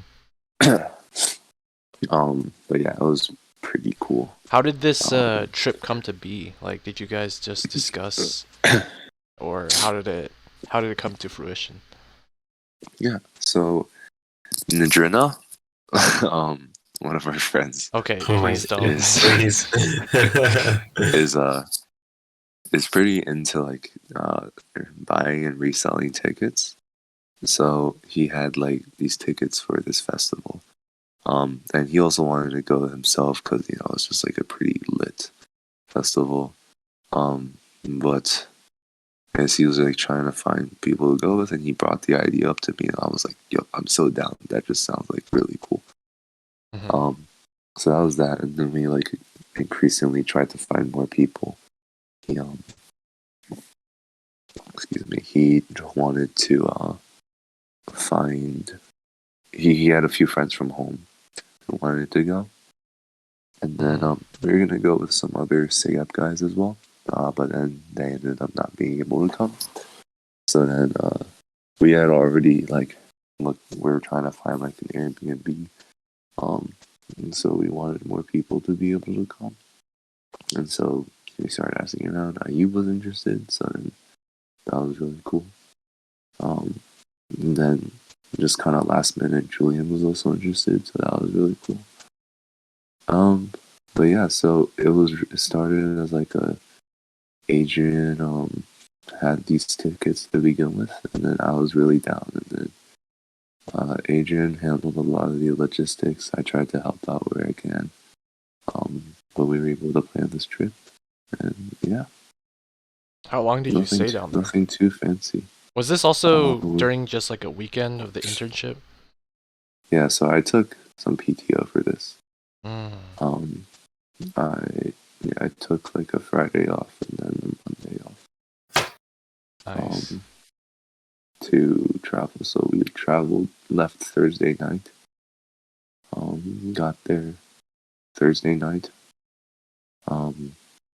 And then the first day of the festival is Friday, second day Saturday, third day Sunday, and then Monday was a travel day. So I traveled back on Monday. Yeah, so a 3-day festival with Thursday and Monday for traveling. Solid. Yeah. Makes sense. So what's your opinion on music festivals now? Do you still you excited to would you want to go to another one? Yeah, so this is my first ever one, and it's pretty like annoying, I guess, in some Annoying. scenarios. Like it's hard to get water. You're very sweaty. Mm-hmm. You're like up and close with a bunch of people. It's pretty tiring. Oh If you're right. in like This is in Florida, a- right? So nobody's Yeah. wearing masks, right? Or yeah, yeah. stuff like that. But it was just like, yeah, if you don't like getting dirty and sweaty, it's not for you. Sounds like it's not for me. But it's like, otherwise, the experience itself was like pretty fucking sick. I enjoyed it a lot. I definitely would do it again, though. It takes a lot of energy and it takes a lot of money out of you. So I would probably not do it again for a while. I think I might just go to like individual concerts. But yeah, for sure, I think one thing this festival has assured me is like, I definitely want to save some more money to attend concerts and just like events in general, because experiences are fun. Capitalism at work. Yep. Nice. Well, instead of like restaurants. Instead of restaurants. So I'm gonna try to eat out less. Okay. Listen, food is good too. Yeah, it's good as well. I can make food. Ooh, got him dead. Yeah. But yeah, so that was that. Mm-hmm. That was a really cool experience. Yeah. Would do again, but not for a while. I had you were talking and then I had another thing and then now it's out of my head. Okay, I'm just gonna move on to the other thing that I want to talk about. In my head, da da da da da in my head, da da da da. I haven't heard that song in so long. It's really late for me. Was that during the loopy? Festival? No worries. I'm gonna wrap it up right afterwards. In my head, in my head, Jason. Oh, I remember what it was. Okay, so I'm gonna mention the first thing. So during this like quarantine time, it's going down. You learned how to cut your own hair, right? Oh yeah. This is something Patrick, that why I think. Do you have so much like? Why do you have so many facts about me? I feel like slightly violated. This is what I try to do to prepare for these podcasts, right? I think of anything. It's what you're supposed. It's what you're supposed to do, and you're doing a good job, and that's why I feel violated. Thank you. I appreciate it. Yeah, we go through a really rigorous preparing process for this podcast. Yeah, more like I do. It's a rigorous process of Patrick remembering his relationships with people and Elan just looking at the dog. I think you've kind of nailed it. Or, yeah. You really kind of nailed it right there. No, Len, you know me, you know this podcast so well. Have you ever watched Hot Ones? Yeah. You know how like people are the celebrities are like pretty taken aback by Sean Evans' questions. Yeah. Like that's how I'm feeling right now. Dude, we should do it. I mean, I guess it's already been done with Hot Ones, but it's a really good concept. Live Hot Ones. Well, with TBD3B Hot Ones version, we'll do it live. Yeah. Video record it. Yeah. Our first video episode. Okay, so just we were straight rip off Hot Ones. It's okay. It's the CMU version. This is Sean Evans, and you're watching Hot Ones on First We Feast, where you eat hot wings with even hotter questions. Today, I'm joined by special guest Elan Biswas. Elan is a software engineer at a redacted company, where apparently he did his entire project in 1 week. Not the whole thing. All right, that's no, I'm just kidding. most of it, but Jeez. Giving him too much credit there. All right, cutting your own hair. Like, this is something that I want to do when I'm in Pittsburgh. You because- essentially have like my hair, but simpler, bro. Listen, I want to like learn from you. I want to You tutor. wanna cut hair. Exactly. So I'll- like, how I'll did cut you? your hair, and then I'll let you cut my hair too. Oh, that might be better than like cutting your own hair, right? Like, how did you? It's a little bit different, but yeah. What's like? How did you decide to start doing this, and like, how did you So get my started? family is like pretty was like very COVID conscious. So like going to the barber was like no bueno. Mm-hmm. But like I didn't really like the feeling of long hair. It's like more to wash and more to clean. No, I agree. And I so feel it the gets like same. itchier, easier. And like my mom cut my hair growing up, but it was just like you shave it all across, nothing crazy. Mhm. So I was like, you know what? If I start cutting my own hair, I can like maintain it to a certain extent, Mhm. without it going crazy over quarantine, and I can avoid going to barbershops, and I can save some money. That's Yeah, my like main one trip- concern. I want to save the So, money. Yeah, like one trip to the barbershop was like $20, and you do that once a month. Yeah, That's it's a cost. 12 times 20. That's $144. Yeah. Wait. 12 Wait, times what? 20. That's 240. Two. Sorry, I was thinking of 12 times 12. No worries. Yeah, that's $240. That's like a few fast food meals right there. Exactly. A Few late night McDonald's trips. few late night Fly Express trips. Anyway, yeah. So, it started. I think that was just a general inspiration. I tried watching some like tutorial videos, Mm-hmm. just to like understand it.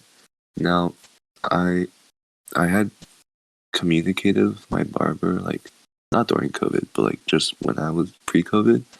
Like I knew very specifically what I wanted to get up for my hair done. Mm-hmm. So if I could just emulate those instructions for myself, I could get somewhat of a decent cut, I imagined. So yeah, it just started with like one day I was like, you know what, screw it, I'll just try it. And one day I just went for it and I cut my hair by myself, and it turned out super well. It was a I lot think of it looked. trial. Yeah, I think the A lot of final trial result and looked good. error. The result that you posted, like the picture, Oh, from way back when.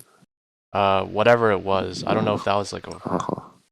after a few times, but I think I it turned don't out well. know what I posted specifically, but yeah, like there's a lot of trial and error. But the good thing is, like with my hair, it's like to a certain extent you can't really mess it up that much. Like it's just short hair on the sides and slightly less short hair on the top. Mhm.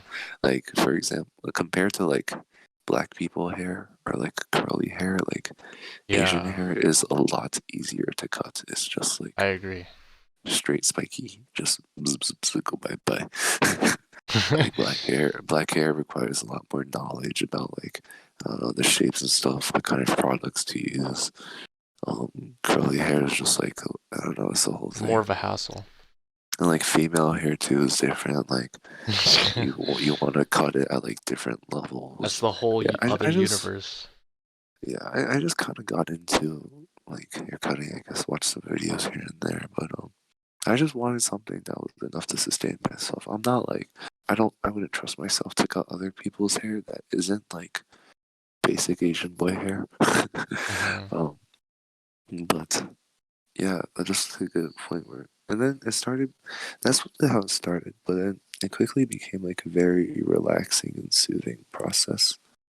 Cause like I just play like rap music in the background. Be like the whole vibe. Rap music is therapeutic. Yes, and then like as you're cutting your hair, it's like you're literally grooming yourself into a new person.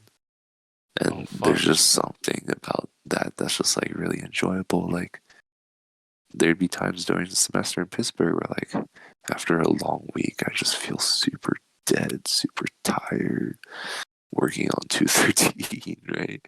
Mhm. And then like finally when I turn that in, I have some downtime to myself, I'm gonna cut my hair. And then afterwards it just feels like, you're a different person. Like I don't know, when I have long hair I kind of look like a very young CMU Asian typical nerd looking dude. But when my hair is shorter, I actually look older and more mature. Oh. So like, at least that's how I perceive myself. So like, yeah, cutting my hair has been like pretty like fun in that because it's like every time I cut my hair, I am remix myself into a new person. So yeah, it's just a fun thing, and I look forward to the whole process. Cleaning is annoying, but yeah, it just feels very nice afterwards. Well, listen, when I get back to Pittsburgh and I need a haircut, I'm gonna go to you to learn. All right? Because We're gonna have to sync up our hair schedules Mhm. because I don't want to do unnecessary cleaning. If we That's can true. kill Yeah, two yeah, birds yeah. with one stone, Yes. like gorillas, like picking off like ticks off each other's backs, like. Oh, fuck, we're gorillas now. All right. Symbiosis. I get what you're saying. I mean, I guess is But, that an example of symbiosis? Kind of. Yeah, it's not something not. like that. I think I thought less symbiosis is so. like two different It's, organisms, I like not think two it's the gorillas. whatever the neutral one is, because it's primarily Patrick that's gonna be benefiting from my teaching. Like Well, I'll you just have a know, buddy, I'm gonna be but showing you some new skills and I techniques that I look maybe you can learn forward to from. it. Yeah, I would love to. exactly. You know, You want to join in, Elan? Richard's also gonna be back. I know. He Okay, has this is to- what I'm saying. Like, he's only gonna be back for 1 year though, so I have to be forward thinking. It's not gonna be senior year. That's not gonna be an option. So Mm. I'm gonna have to learn. I Did see. you I ever see. get cut by like G&Es or anything? By what? By what? Hair by G&E. I feel like this is more geared towards Patrick. GMEs? Like GameStop? Okay. So there's just like this one barber. The place was called like Hair by G&Es. In Pittsburgh? Yeah, in Pittsburgh. No, I And it's never just did like that. it's just like the go-to place for all the Asian basic boys. No one told me about It's it, where I so went. I never Oh. did it. Where did you go for your haircuts? I went to like Supercuts like 2 or 3 times, and then Okay. the last 1 or 2 I went to Richard. I see. Once I learned about Richard's services. I exclusively went to Richard. It's a good option. Nice. He's Mm-hmm. pretty good. Pretty darn good. You want to join in, Elan? Like on our On hair the cutting tandem? escapades? Well, you guys are gonna cut each other's hair, so Well, I guess I just get my hair cut and leave, huh? No. it'll be a 3-way. Oh, I guess I can do the cleanup. You guys cut each other's hair, cut my hair, and then I'll clean up. That's my contribution. Okay. All right. It's not a bad gig. Yeah, listen, that's not a bad exchange at all. No, Okay. so it just kind of be like yeah. So the technical of it is like I usually cut the sides first until I think it looks okay. Mm-hmm. More specifically to the audience who understands, aka Gus's other non-existent cousin. I usually go from like a 1 to a 3, but then or at least I try, but then I can't fade it super well, so I end up going from like a 1 to a 2 or a 1 to a 1.5. So like pretty much just shave the sides like decently uniformly. All right. And then do that all around until it's like acceptable, and then after that I start using scissors to cut the top. Typically what I do is I'll like dampen my hair so it like wets down, and then I try to like cut a long, so it kind of looks like a bowl cut on either side, like a North Korean Kim Jong-un looking hairstyle. The reason for that is because then when it dries up and it goes and it's like stiffens and it raises up, it usually yields like a decently consistent All right. like, flow. That's just what works for me. I didn't really like learn that from anywhere. I just kind of like guess. There's probably better ways, but that's just what's been working for me. Kim Jong-un could learn a thing or two from you. He really could. Yeah, he really could. All right, I'm going to really wrap it up after this one last topic. This came up when I remembered you are a unique person to me. Only one of two that I know personally that has gotten COVID. Wait. Oh, darn. Was that? What were you gonna guess? I thought you were gonna bring up Chinese yo-yo, and I got so excited. Another topic? Listen, COVID, I wanted to just sneak this in because it's like, it's a pertinent topic right now. And 10 years from now, we're going to be listening back to this. It's going to be like, okay, what was COVID actually like? Well, we have a person here who's actually gotten COVID. Hello? Yeah. So, yes. Well, everyone's like, the level to which they get affected is different, right? Depending on, I guess, the strain and your immune system and stuff like that. Right. So let's provide the context first. You got it really earlier on. Yeah. At least compared to the time frame now. So I got COVID.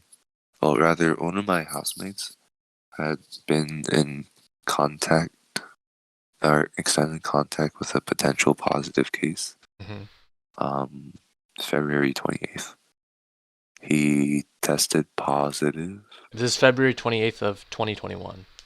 2021. He tested positive, I want to say March 1st. And by the time February 28th happened, we were already like quarantining from each other within our house.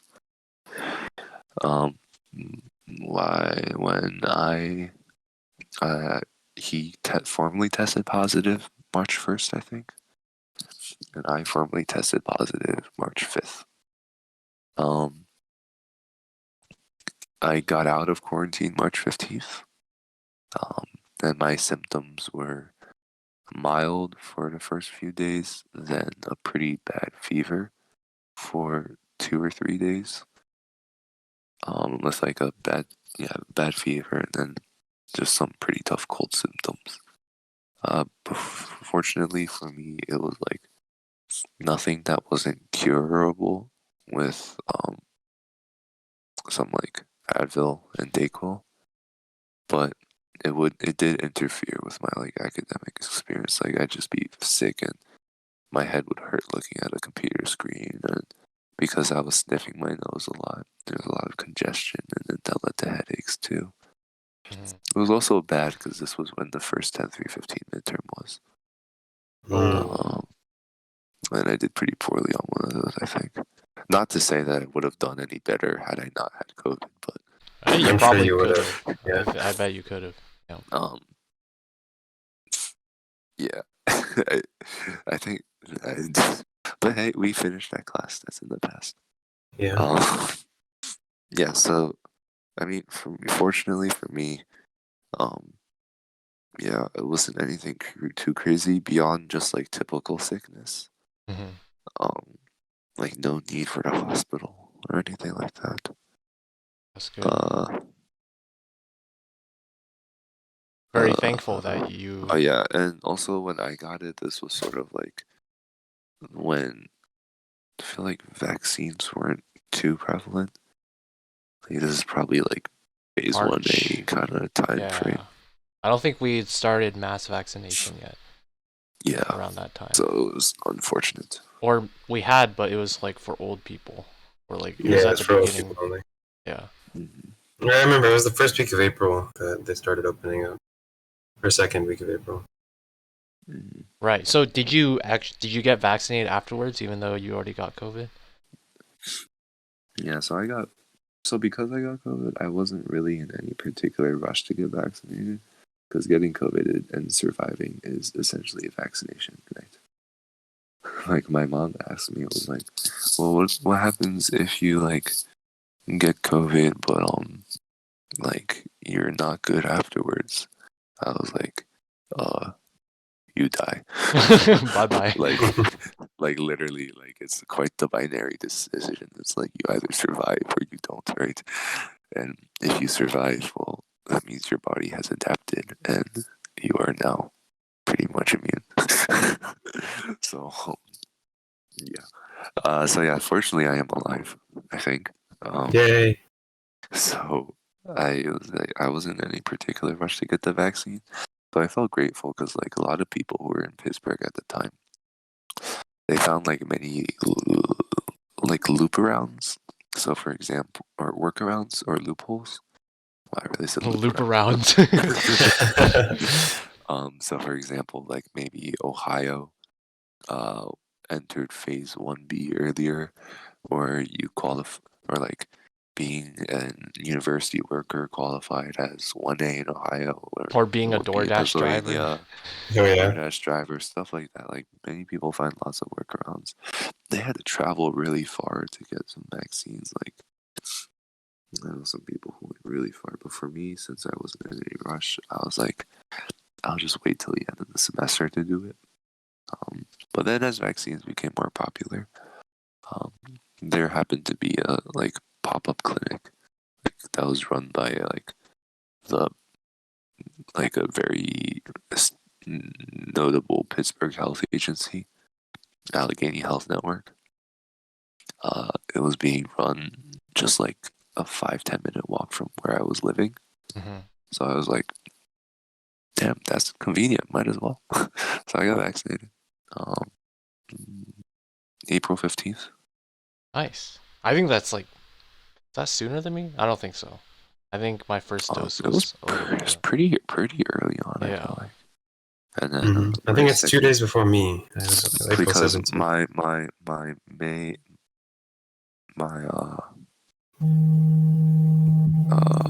Whoa.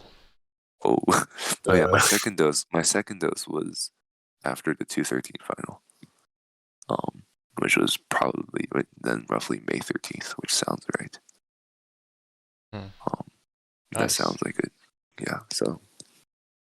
Well, we're very thankful that you came out of this with no lasting effects, right? You don't feel like... Actually, sometimes I wonder if I have lasting effects because I can't tell if maybe like my sense of smell got worse.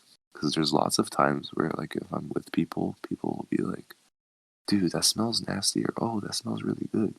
Like I don't smell it that much, but like I can still smell when food tastes good and stuff like that. So it's possible I might have a decreased sense of smell, but I don't know if that's always been there or if I just have like a stuffy nose or something. Right. Well, that's a little scary, but you know, it could be placebo. It could be like you just semi-imagine it because you know there might be long-term effects. Either way, we're very fortunate that you're still here with us. You can do this podcast. Such an amazing podcast episode. That is my sole purpose. To survive. I've got to do this podcast. To do the podcast. Like this is the Patrick Hong experience. Who even is Joe Rogan? I only know the Patrick Hong experience. Damn.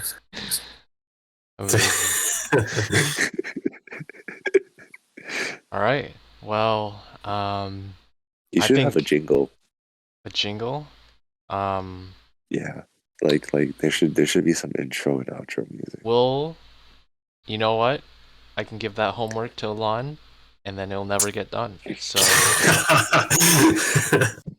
I will think about it. See if there's something. Probably not, because I don't know what kind of jingle I can make. You can have a 1-800 number. 1-800-TBD3B will get your... No, you would want to do something with triplets, right? With what? So it's like with triplets, it's like a 1, 2, 3, a T. That's not a triplet. TBD. Okay, but like a 1, 2, 3, 1, a 2, TBD, 3B, doo. Oh, you heard it that's here pretty first, folks. Our A new 1, 2, podcast 3, jingle. a TBD with 3B, doo. Perfect. Hey, this is Alright, the perfect. start After of an that, idea. we'll We'll consider that. What Definitely. You know what? It's the best idea we've had so far. So if you're not first, you're last. that's nice guys. Yep, that's I think that's everything that I mainly want to talk about. I feel like there's still more topics, but we've gone long enough, so we will end it here. Thank you for listening. Thank you, Len. Everyone. I can barely listen to a 1.5 hour episode, and here I am talking through a 3 hour episode. Listen, like once you're in the groove, it like time flies, I feel like. Or maybe it doesn't, but it just it can pass by. And you keep talking and you keep talking. And I think you were a great talker, Len. It was an absolute pleasure to have you on. Lovely having you. Thank you for coming on. I'm very excited to see you in person. I'm very excited. It's going to be less than 2 weeks. Do we want to do another episode, Elan, before in person next week, or no? Is this the season finale here? Well, that TBD. Okay, all right. No, this would be the season finale, because then the next episode, even if you do one, it would mark the start of being in person. No, there's still 1 week before. Yeah, I'm not gonna come back until the 27th. So yeah, so the next weekend. So would you do one with Elan? Yeah, that's what we're TBDing, I guess. If this is the season finale, but if this was the season finale, this would be the perfect way to end the season. So, thank you. Let's Len. make it the season finale then. Let's work for us. All right, guys. Thank you for. I was just trying to get out of talking. Fucking hell. You see what I have to work with? Unreal. Okay, Len, thank you so much. I really appreciate it. Really. And to all our listeners, we will be back for season 3. In person for the very first time of this podcast. It's going to be the very first in-person episode. And we're going to be... I'm super excited. Super excited to see you, Elan. To see you, Elan. And for all the listeners, until next time. See ya. Bye-bye. TBD. 1, 2, 3. TBD. 3B. Doo-doo.